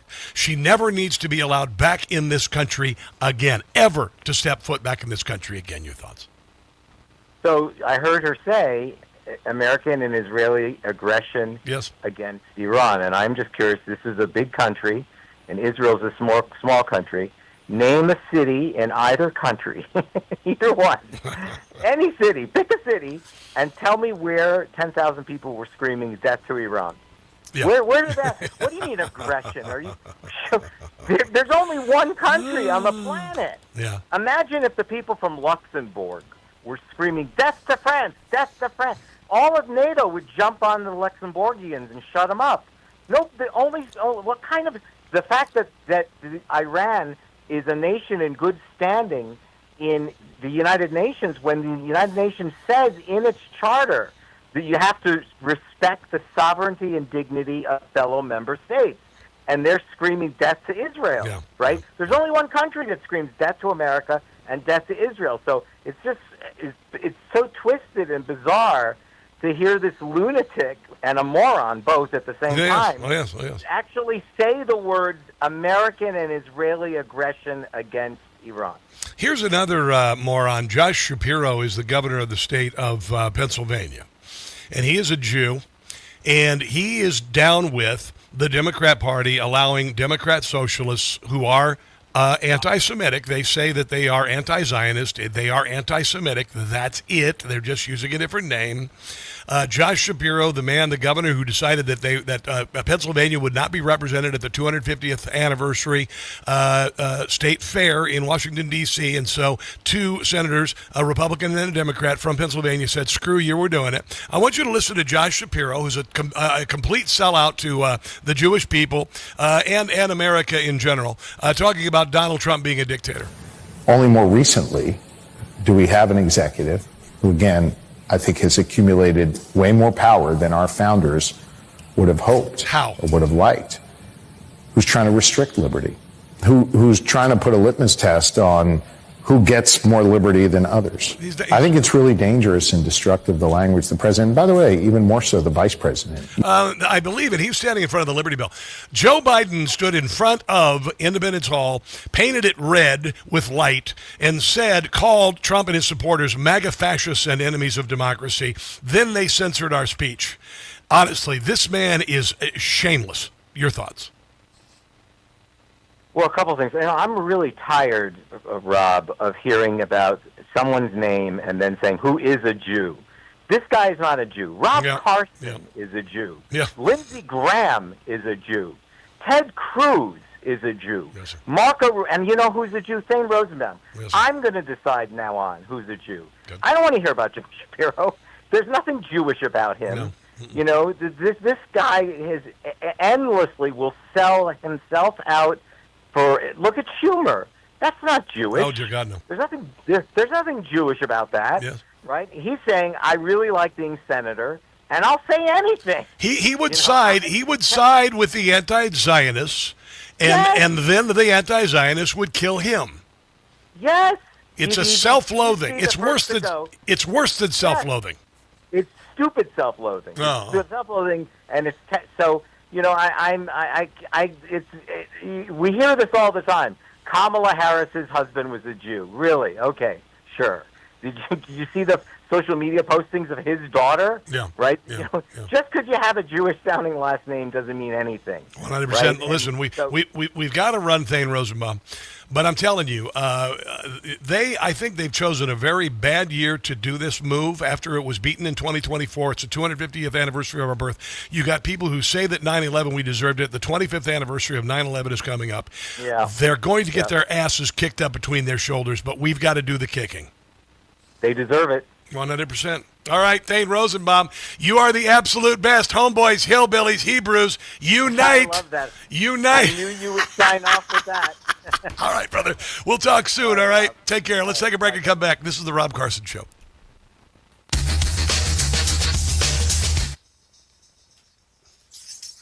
Man, do we got some people streaming today. We got massive numbers today. Timothy McNulty, how are you?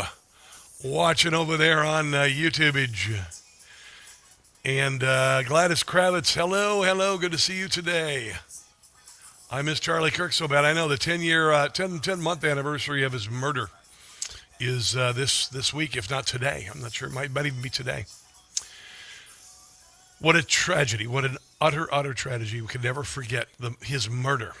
And what a gift we lost. What a gift we lost. Let's go over here to Facebook where a lot of people are watching. Hello, James Cole. Hello, Jellyfish Hunter. Revoke her passport. Yeah, 100%. She should never be allowed back in her country. This idiot. This idiot. Chris Schwab, how you doing there? Beth Hill, good to see you today. Let's go over to the Rumbly Roo. The Rumbly Roo is very busy. Dookie Bear. Dookie Bear! Beck Altenbetter. Tom K1 TL, what up? Gary Madden, hi. Mo M167, how you doing today? Thanks for joining me today. Thanks for keeping it busy and active and fun. Appreciate you more than you'll ever know. Yeah, we got massive numbers. We got massive numbers today. I think you guys kind of like this show, you know? I'm thinking you kind of dig it. Jack Watt 69 reposted the stream. Thank you. American Gorilla is also watching over there on Twitter, where the views today are just gigantic. I think you guys kind of like this thing. Here we go. All right, here we go.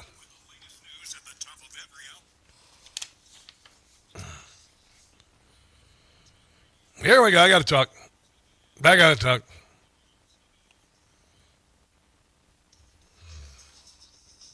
You have about 3 minutes here.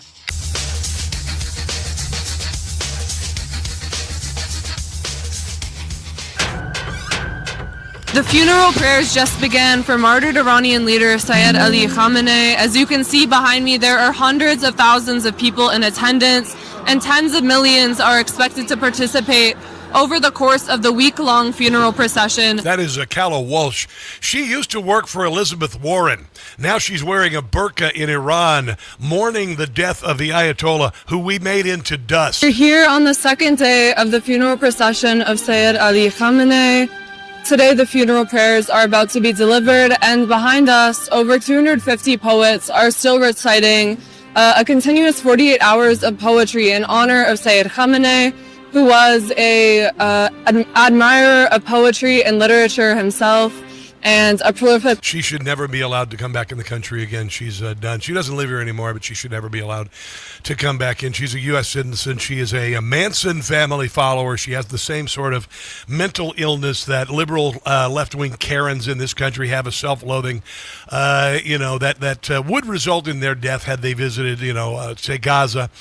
These queers for Palestine are frickin'... morons. Just honestly, it's like Jews for Hitler. Are you out of your mother-loving mind? Here she is, one more, talking about the United States being humiliated by Iran, even though we destroyed their military-industrial complex and sank their navy. We know this war is probably not over, but it's still fair to say that the U.S. has been more humiliated than it has ever been before in its history, and it has signed away huge concessions to Iran. It seems like this funeral will be one of the biggest funerals in all of world history. Your parents should have spanked you. Because Syed Khamenei was the leader of the Iranian people. He was also a religious leader. He was responsible for the deaths of thousands of Americans and tens of thousands of other people around the world, and including in this country. For tens of millions of Shia Muslims across the world. And even beyond that, he was a... Calla Walsh, you are a monster. You are a little monster. You should have been spanked by your parents, and now you should never be allowed to come back into the United States of America. Ever, ever, ever. Banished. Done. Forever. Done. Bye. No time for this at all. Yeah, the supreme leader, the gay Ayatollah, absent from funeral events for his father and his predecessor, an absence emphasized by the presence of 3 of his brothers. And this guy's been dead for like 4 months. I hope they have like a vacuum seal on that casket, because, no amount of Tupperware is going to cover up that smell. What the what? Yeah. Gay Ayatollah is either dead or incapacitated forever, because, there you go. Let's take a break and come back. Hour number 3 of the Rob Carson Show is right ahead. Don't go anywhere. The Rob Carson Show is presented by Paramount Plus.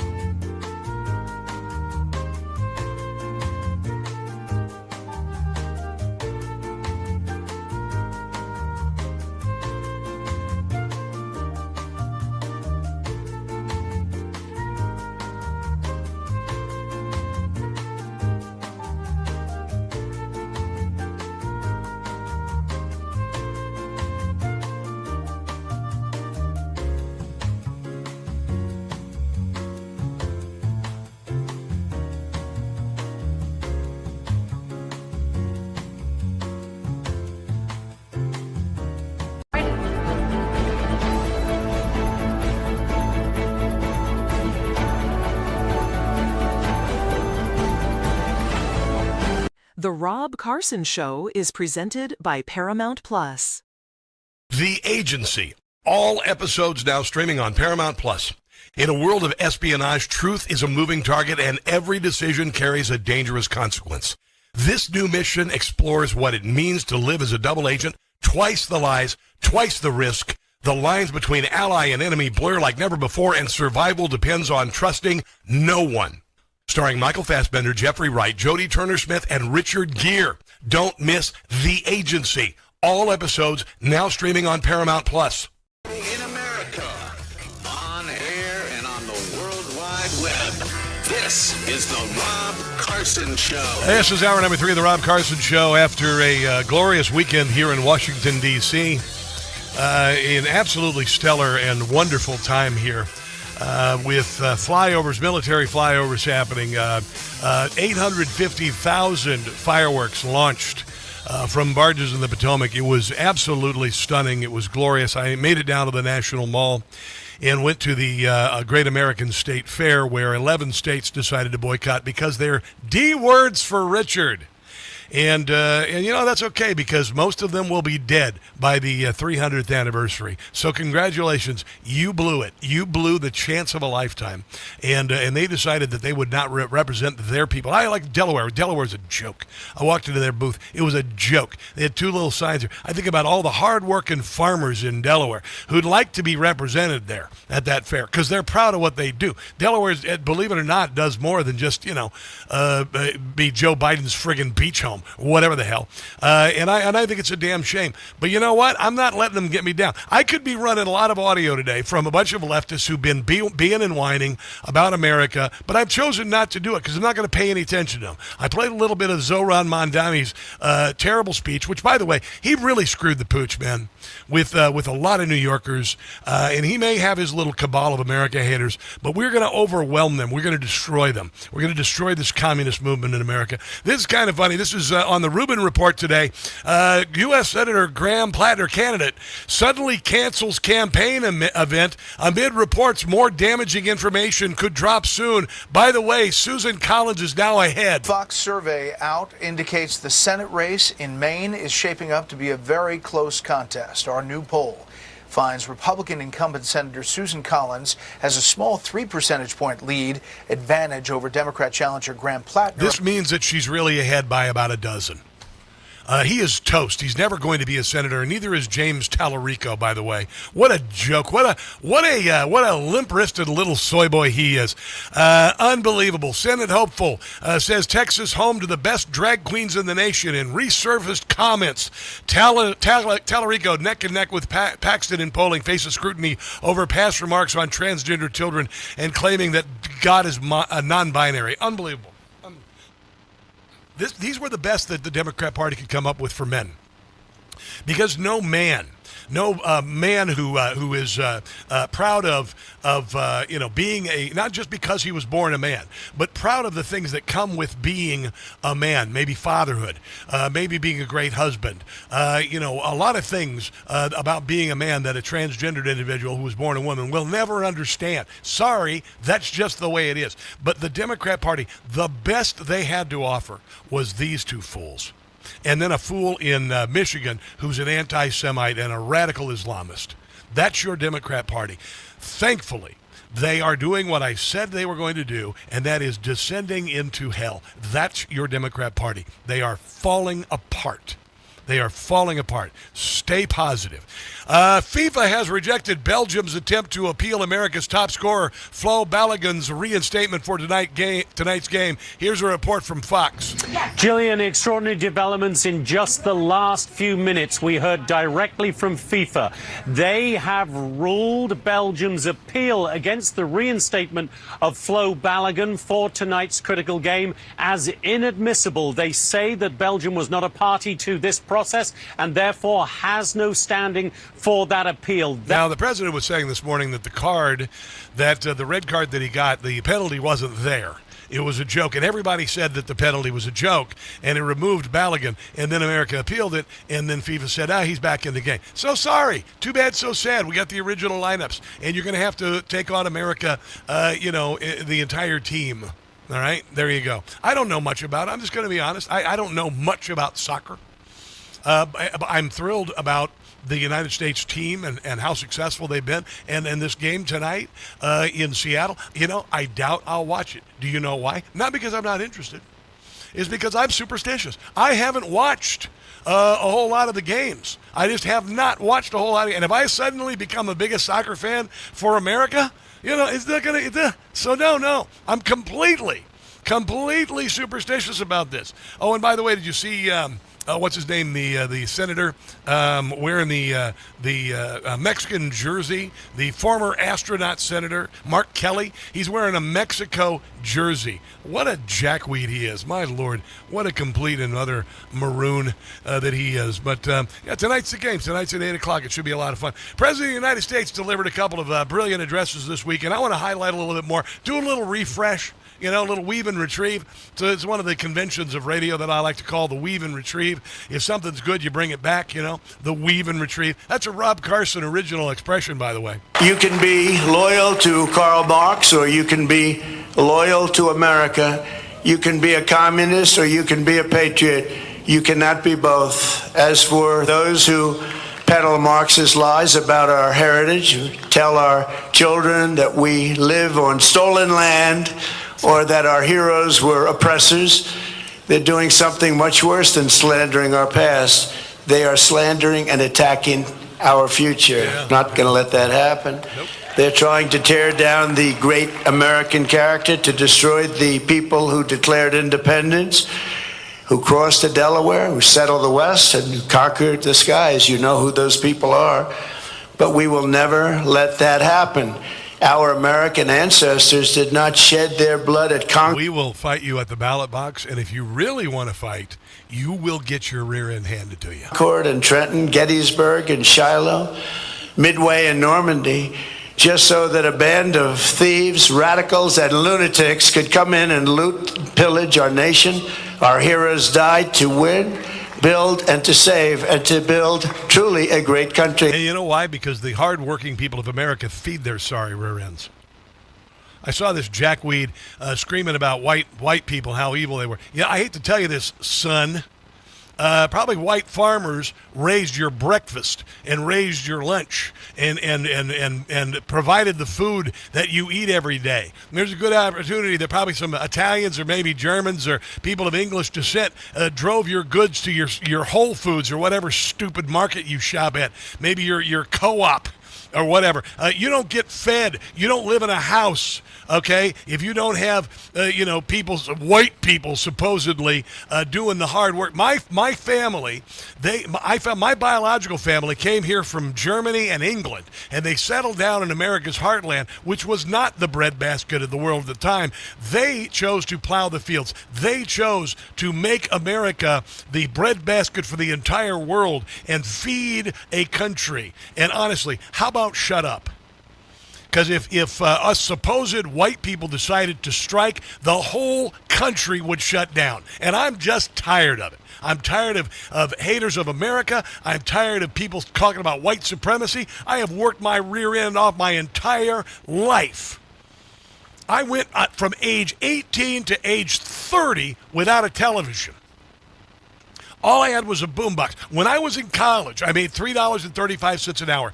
I didn't have fresh fruit or vegetables for 4 years. I survived on ramen noodles and peanut butter and bologna sandwiches. That's what I survived on. And I lived in a basement apartment with a rat, for God's sake. So how about take your sorry rear end, if you don't like America, the hell back to wherever you came from. That's racist. No, it's not. If you don't like America, bye. Go find something else. If you think China's better, go live in China. But don't bring China here, because we will kick its sorry rear end.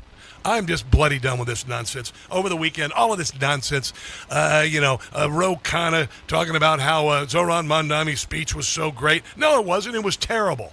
It was an insult to Americans. It was insult to everyone who has suffered, died, returned with PTSD, returned in a box, while this little fool was raised in privilege and has only been here 9 years, and he gets elected to be the mayor of the biggest city in America with zero life experience. Zero life experience. And now he's going to tell us, the truck drivers, the welders, the fishermen, the farmers, you're going to tell us you're taking over the means of production and we make too much money because we're privileged? Screw you, buddy. You're done. You picked a wrong time, a really bad time, to pick a fight with America and think that communism would rise in this country.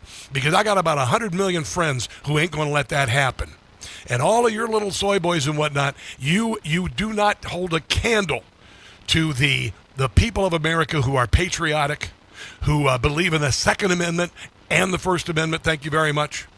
This stuff is, we're going to put it out, man. Donald Trump already essentially declared war on communism in this country. I agree completely. Here's J.D. Vance over the weekend speaking. Ladies and gentlemen, I have to address what you will hear from some loud voices today. Because as much as all of us, whether we're Democrat or Republican, whatever our political persuasion, all of us are celebrating. But you will hear a couple small but loud voices today speak obsessively not of our national greatness, but of our national imperfections.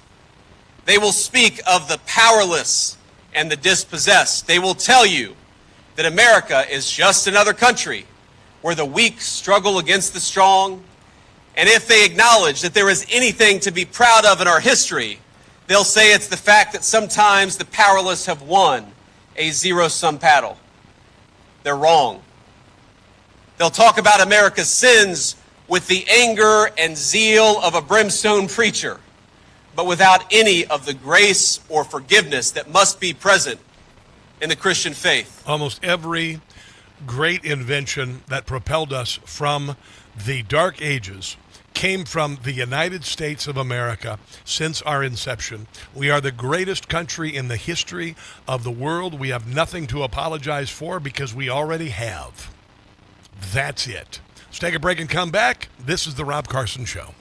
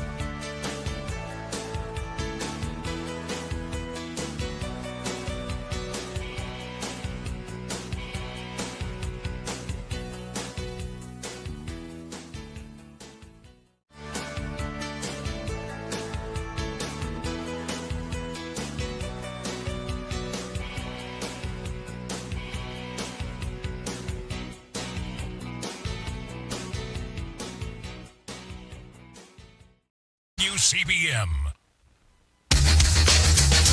Gonna rejoin.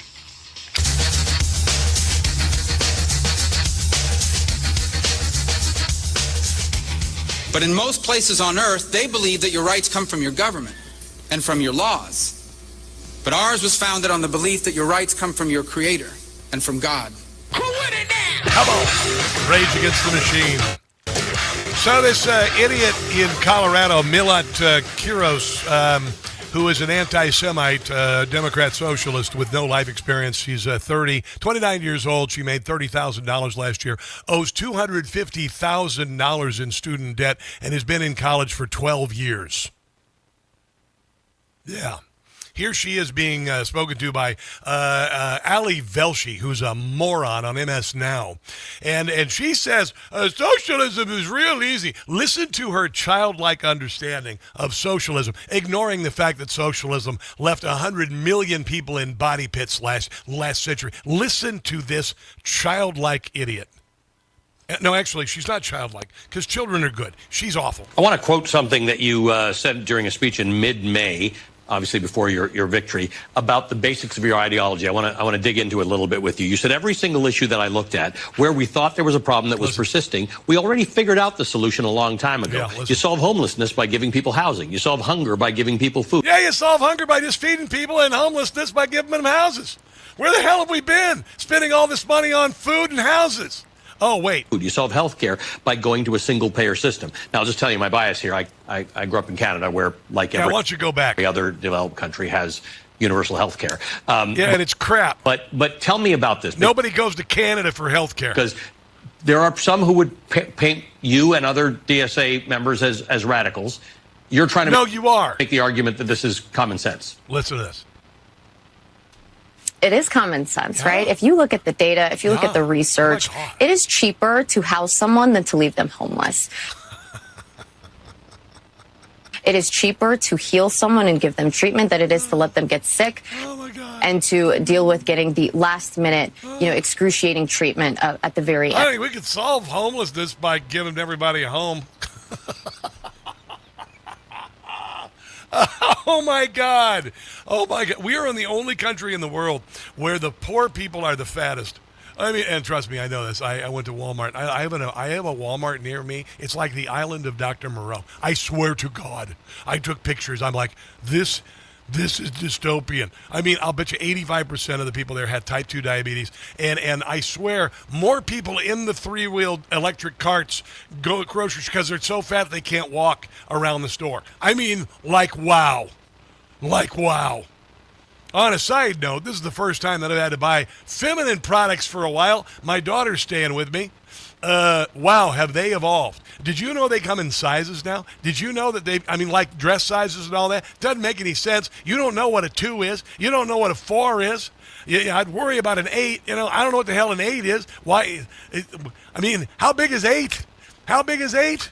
But I'm asked to go get heavy flow number 2, whatever the hell it is. And I'm like, okay. So I'm literally on Facebook FaceTiming my daughter at Walmart in the most embarrassing conversation I could ever have in my life, sitting next to a person who's so fat they can't walk. America. It's just crazy. Oh, my God. Here is Victor Davis Hanson on the spoiled, entitled children who've never done anything who want to take over our country. One of the things that's not being talked about, and I know I'll get criticized for this, but here it is. If you look at the candidates, Chevalier, I should say. Not Chevrolet, no. AOC, and Rashida Tlaib, and Mondami, and to go on, but the kingpins, right? They're mostly first or second generation. First or second generation immigrants, and they come from areas that, to be candid and a little blunt, or failed, miserable places, such as Ghana or Somalia, the Caribbean, or many Latin American countries. All those places suck. Or Mexico. Yeah, crap holes. And I could very much expand that list to almost 50 to 60% of them are. So they come to this country either with their parents or their parents came and they were born, and then they put their feelers up, their little antennae, and they learn very early on that if you trash this country, the left will protect you and advance you. Yes. And no matter how much money you have, AOC's parents were pretty affluent. Ilhan Omar claims she was worth $30 million. Mondami's a multimillionaire, settler colonialist from Uganda. And when you look at all of them, they have nothing but for contempt. Yeah. This Chevalier, whatever her name is, Chevalier, she says she wipes her hands on the American flag and all of this stuff. Then don't come. There's no reason you have to come. Yeah, denaturalize and deport.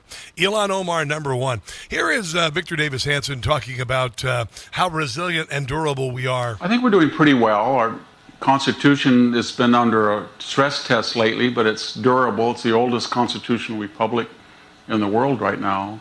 And as a historian, I always look at the historical barometers of a healthy society, and they're pretty fundamental. Fuel, we're the biggest producer of oil and gas in the history of civilization. We are, food, we're the largest food producer. We feed the world.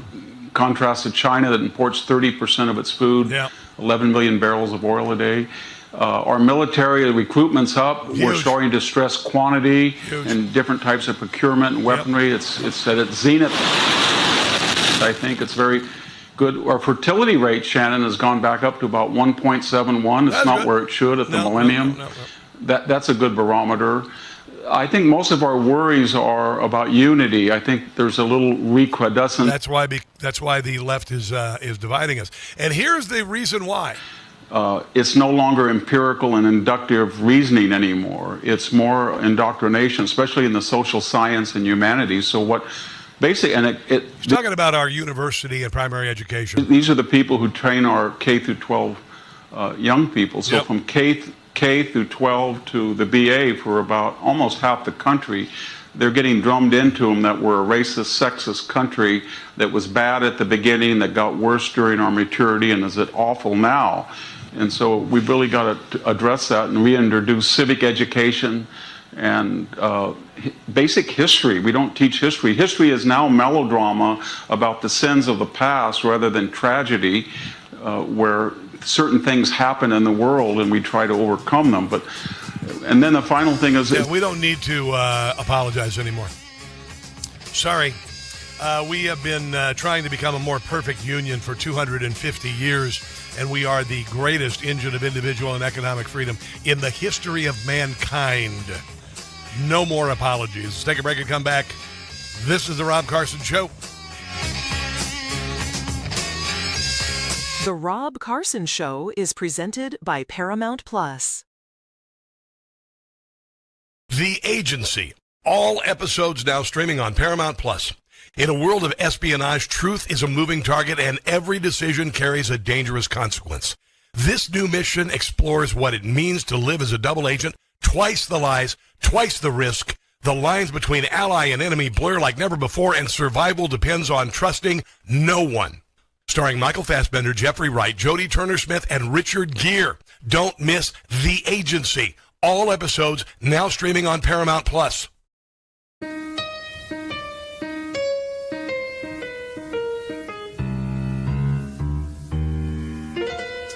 I make the Democrats look incredibly dumb. Inflation is down, the economy's starting to hum. Still, it's a real good bet, the best is yet to come. Best is yet to come since we bombed Iran. Taking out all their nukes, that was part of the plan. The border's secure once again. Illegals are getting in. Doge has saved us billions. This is what it's like to win. Best is yet to come, and it's gonna be fine. best is yet to come. Hear the Democrats whine. Listen to them whine. The last laugh is mine.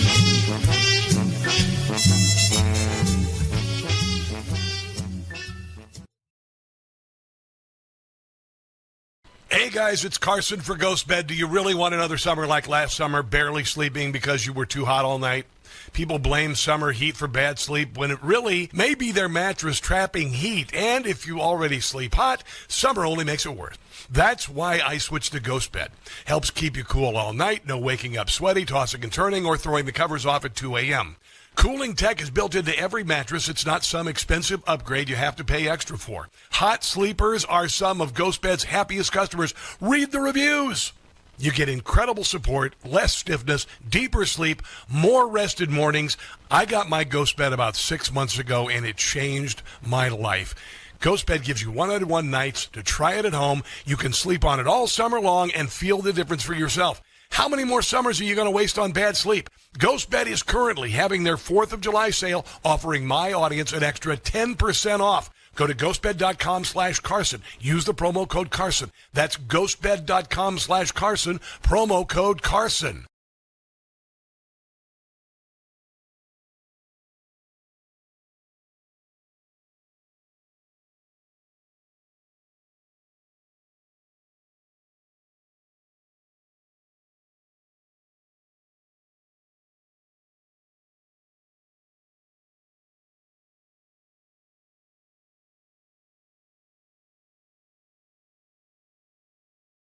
For 250 years, Americans have believed in one powerful idea, that we were meant to live free. Free to work hard, free to move, free to enjoy life without being held back. But if everyday aches and pains are slowing you down, might be time to declare your independence from pain. I take Relief Factor. There's a reason why at my age I'm able to crush it at the gym and ride 30 miles on a mountain bike on Saturday mornings. Relief Factor. It's 100% drug-free, research-based formula designed to help your body fight inflammation, one of the root causes of pain. It's not a quick fix or a temporary mask. It works from inside out at the source. Relief Factor was created so people could get back to living life on their terms, walking, working, exercising, enjoying the moments that matter. This year, as we celebrate 250 years of American independence, take a stand for your own freedom. To commemorate, they're offering a special patriotic price, just $17.76. Yeah, your $17.76 3-week quick start is ready for you. Visit ReliefFactor.com or call 800-4-RELIEF. ReliefFactor.com or 800-4-RELIEF. Now back to the Rob Carson Show, presented by Paramount Plus.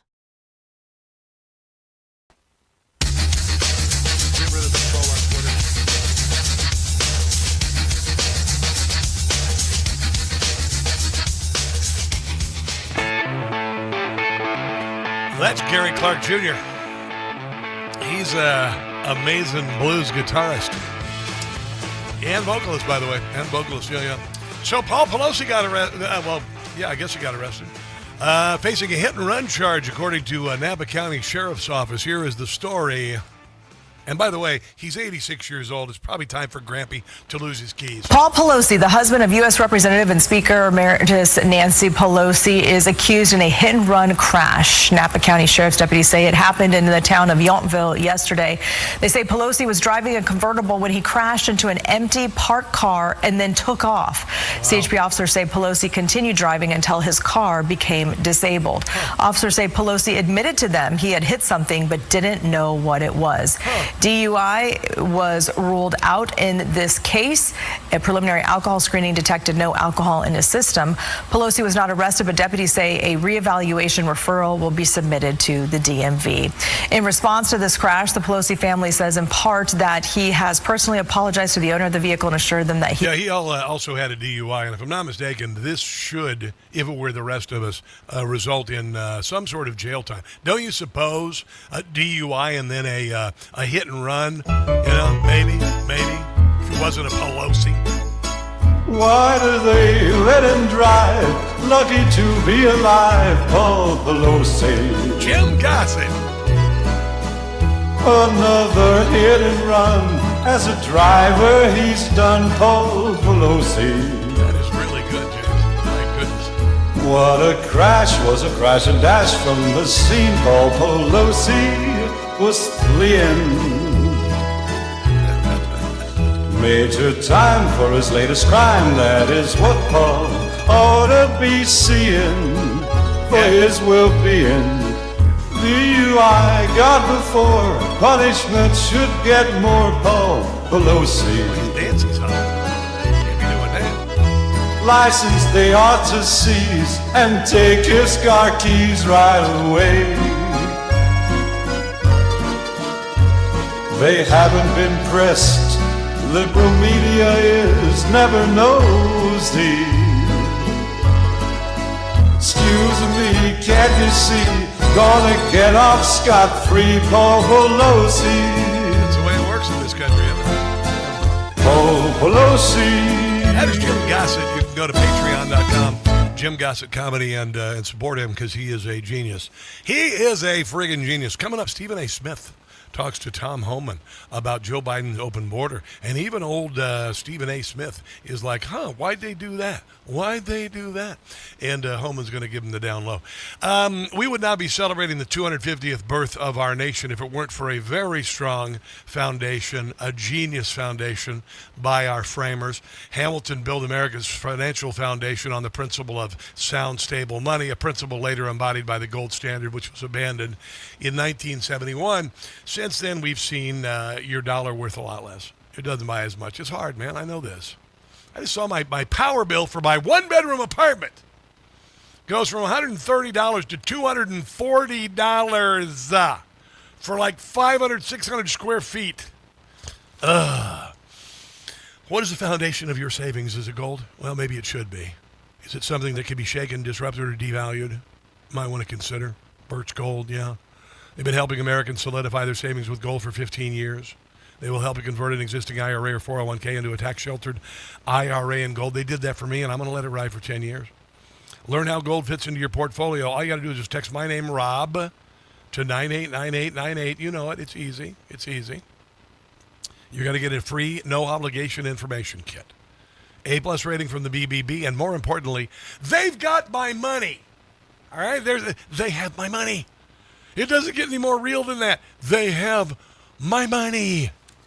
So, let Birch Gold build your foundation with gold. Text my name, Rob, to the number 989898. Text Rob to 989898. Stephen A. Smith with Tom Homan. Maybe it's going to finally get through to everybody else about why Joe Biden opened the southern border, why the Democrat Party opened the southern border, which resulted in hundreds of thousands of deaths, hundreds of thousands of children and women being trafficked for sex and labor, untold suffering. Have you received any kind of explanation as to why former President Biden literally went against what former President Barack Obama did during his presidency?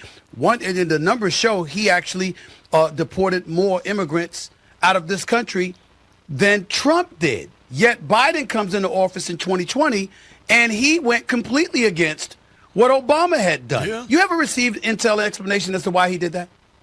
You know, that's a great question. You're the first ones to ask me that question, right? Now, I surmise, I have an opinion that I think this administration thought these millions of people are going to be future Democratic voters. But one of the things Biden also did, you know why I know that? Because I'm not stupid. In addition to destroying all the programs we put in place to give us a more secure border, he overturned the Trump census rule, which means millions of people they released in sanctuary cities will be counted in the next census, which is going to result in what? More seats in the House for the damage. So I truly believe they saw a future political benefit from this. Yeah, they did. But you're exactly right. And I've said this. Why do I think he did it on purpose? Because Joe Biden was vice president under Barack Obama when he had those record removals. Alejandro Mayorkas was a deputy secretary under Obama when he had those removals. And we had we had thousands of families coming across the border every day. How did we stop it? We built family residential centers. We held them long enough to see a judge. 90% lost a case. 90%. So we put them in an airplane, send them home, border numbers 10. Bye. So both those men knew how we solved that crisis. When it came back in, as now the secretary and the president, what did they do? The complete opposite. They didn't detain, they released. They didn't make them see a judge. And every one of them should be stood in front of a military tribunal for what they did to our country. ICE arrests 10,000 illegals across the U.S. in a 5-day span. Yay, ICE! This is why they're fighting against ICE. This is why they're calling ICE Gestapo. Because they are losing their voters. They're losing their census numbers. 10,000 people, the 5-day stretch to the end of June. Massive surge for the agency carrying out President Donald Trump's mass deportation agenda. Nice job on the protests, but they didn't do anything. Yeah. If ICE continues with this clip, this would mean 2 million deportations from the homeland by the time Donald Trump leaves office. And by the way, a lot of people are self-deporting. So, bye, see ya, wouldn't want to be ya.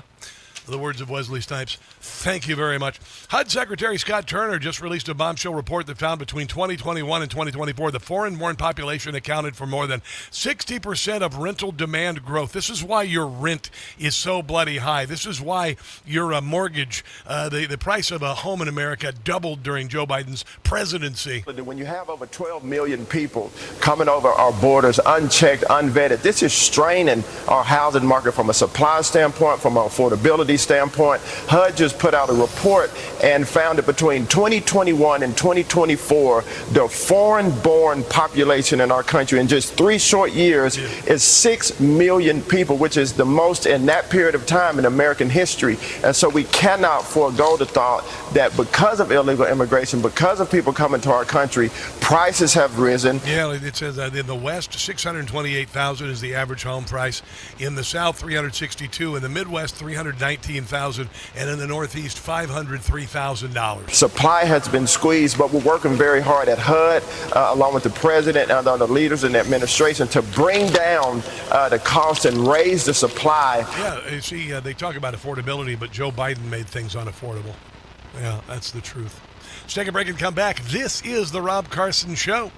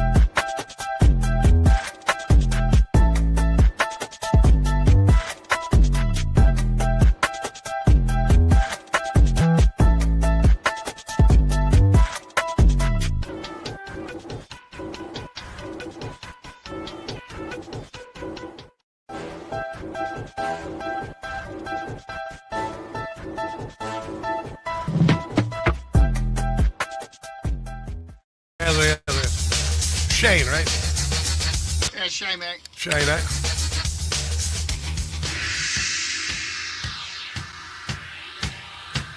That is Black Betty. You know what? I discovered something about the song over the weekend. It was first commercially recorded by an artist, black artist in the 1930s, 1933, I believe, is what it was. And then, but the song's actually from like the 1880s. It used to be a prison song. They would sing the song when they were working on the Chain Gang. That's what I heard about that song. Isn't that crazy? Isn't that crazy what I learned over the weekend? My God in heaven. It is just crazy. Shane from Australia, joining us on the Newsmax hotline, calling literally from the land down under, where people eat Vegemite. What the hell is that? Shane, how you doing, bro? Yeah, g'day, Rob. Just wanted to send my cheerio and your, bit belated celebration for your 250th, mate. Good on you. Thank you, brother. And we went through the wars together, and my goodness gracious, you might not have even survived 80 years ago or 85 years ago with the surprise attacks and the threats against your country, which is quite both our countries. Yes, sir. But look, I think the Democrats, people who were running your country, and I couldn't believe it when I saw the different things that were conditioning children with, which, you know, I'm not homophobic, Rob, but I was in the library the other day during school holidays and came out of the toilet, and right where the kids section was, there was a little, quite a big table with all this gay story time. Yeah. And they're teaching all the kids there, and they've got all these people in drag and stuff, and they're actually teaching the kids about how to be gay. I know. And I thought that's sort of like grooming, isn't it, Rob? Well, of course it is, and it's also destructive to society. It destroys the family. It destroys raising children. It destroys everything. It's absolutely thoroughly disgusting. It's clearly a psyop. Around the world, it's a psyop. Yeah, it says it's an international movement and it's proudly sponsored by... I'm in Victoria, Australia, and I did a bit more research on it, Rob, and if you go to our government websites, you'll look at the bottom of the websites, and they've got rid of the Australian flag, and they've put this fake Aboriginal flag and this basically gay pride flag. So we're a gay state, mate. Yeah, I know. They did the same damn thing in Boston. They put up the Somali flag, celebrated Somali Independence Day, even though Somalia is the meth lab trailer park of the world, a horrible country where there's no law and order. It is so thoroughly disgusting. It's meant to demoralize us. It's meant to destroy our societies. We ain't going to let it happen, are we, Shane? Come on now. Well, we need help from the Americans. I know you do.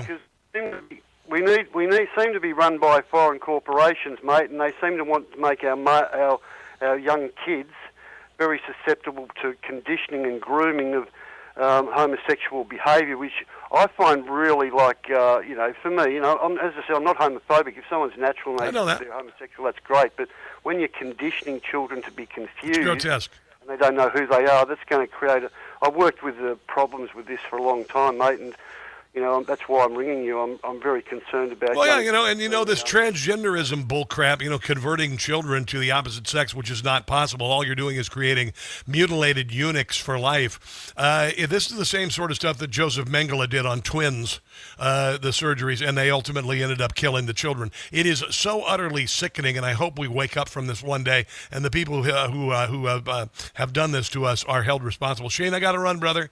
God bless you, man. All my best, Rob. All right, but take care of yourself, brother. Yeah, it's so ridiculous. This is, Mondami has done this rent freeze. Apparently, it's going to effectively take 40% of New York apartments off the market, which is what it's meant to do, by the way. Which is what it meant to do. Here is Stephen Turley about a developer who's decided they're done with New York, and I think we're going to begin to see the collapse of New York City. Disastrous effects of this economic insanity. Google co-founder Sergey Brin, the world's third richest man, just took a staggering loss in the New York City's rent-stabilized real estate market, and it's a direct indictment of the policies of Mayor Mamdani that he's now doubling down on. So Brin's investment firm, which is Amphitheater LLC, they held a stake in a real estate fund managed by Annie Real Estate. They control nearly 6,000 rent-stabilized apartments across the city. After Mamdani won election on a rent-freeze platform, Brin sold his stake back to A&E, accepting just 6 cents on the dollar of his original equity investment just to get out. His gross stake was valued at approximately $79 million, meaning that the loss was absolutely huge. But the problem is this isn't an isolated story. Since 2019, the total value of rent-stabilized apartment buildings in New York City has declined by an estimated $75 billion, Wow. a 34% collapse in per-unit sales prices, while non-regulated apartments rose 23%. What you're doing is you're creating slums. And it's always happened that way. Always happened that way. I was reading the piece on the Gateway Pundit today about all of this nonsense. Let's see. Suppressing rent reduces the number of units available for rent by encouraging landlord exit and tenant lock-in. A rent freeze does not simply cap future increases. It widens the gap between what a rent-stabilized unit can legally charge and what it could command on the open market. As the gap grows, a landlord's financial incentive shifts away from continuing to rent the unit and towards selling it to an owner-occupant, converting it to a condominium, combining units, or leaving it vacant rather than renting it at a lower market price. A tenant paying far below rent has little financial incentive to leave, so a unit can stop circulating in the rental market while remaining continuously occupied. It's creating massive slums. It is creating massive slums. It always ends up awful. MIT economist David Autor wrote a study, 1990 repeal of rent control in Cambridge, Massachusetts, discovered that 93% of American economists agreed on a ceiling on rent reduces the quantity and quality of housing available. 95% of Canadian economists agreed. A more recent IGM Forum poll of leading economists found 81% agreed, with only 2% dissenting. They're just creating government-owned slums. In other words, trying to recreate the Soviet Union. That's what they want. We're not going to give it to them. And if New York wants to go that way, I suggest we seal it off and make Snake Plissken in charge of security. Let's take a break and come back. This is the Rob Carson Show.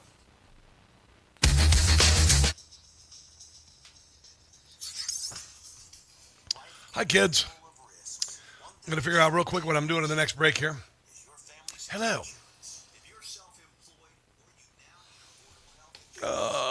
Yeah, I think this guy, American Gorilla, on Twitter is a troll saying stupid stuff, so I'm going to blow that person off. I could be wrong. Let's see. Kathy Doman, how are you? What's going on? Nice to see you talking. Beth Hill over there on YouTube, or on, I should say, Facebook. Who's watching over there? Lady Boo. Hi, Rob. Hi, Lady Boo. What up? Hi, Dookie Bear. Hey, Rob. What's up? Nothing greater than him. I hope you guys are enjoying the show. Oh, I know what I'm going to play next. I'm going to play something for Donald Trump because it's really inspirational and pretty damn cool. How's that sound? I think it sounds cool. Let me grab it real quick, guys. Hold on one second.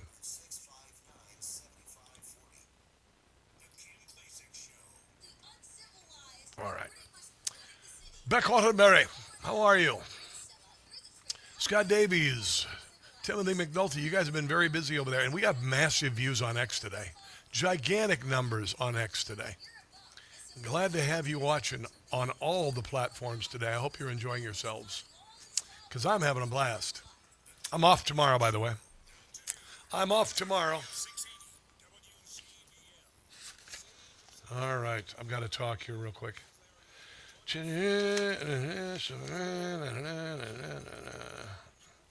Trump 9 people. All right, here we go. Time for me to talk.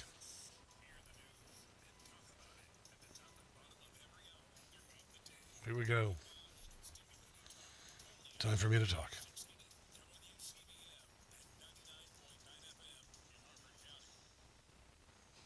Here we go.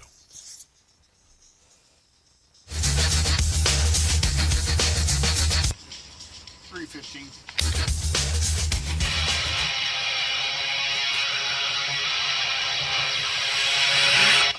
Americans have always deeply believed in the promise of Christ's words in the Gospel of Matthew.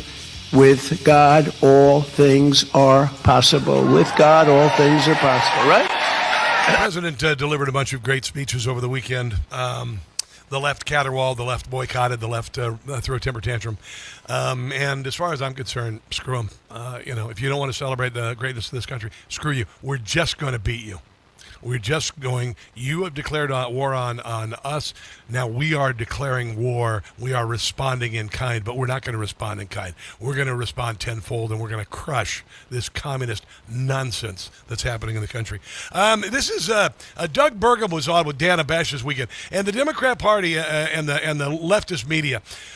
We know that the reflecting pool has been damaged by vandals because 9 people have been arrested. But here's Dana Bash just trying to,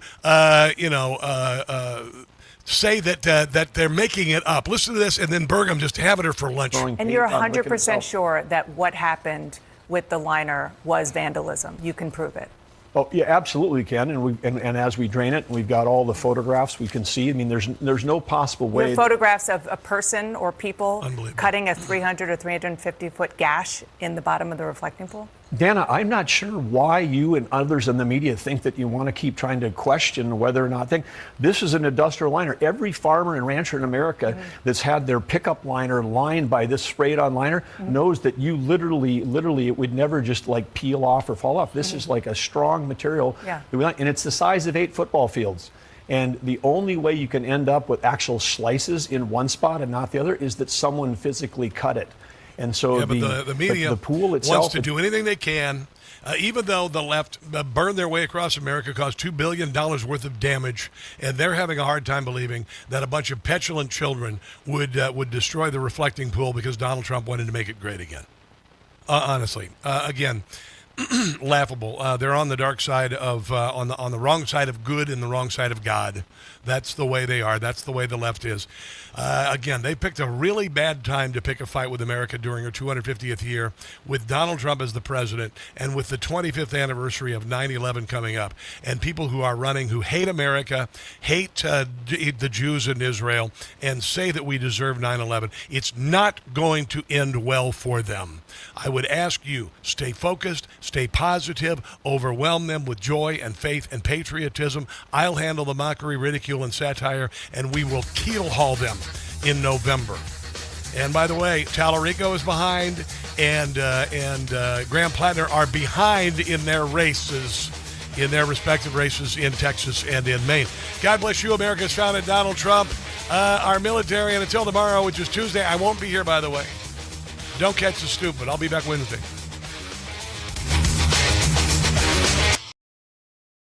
The Rob Carson Show is presented by Paramount Plus.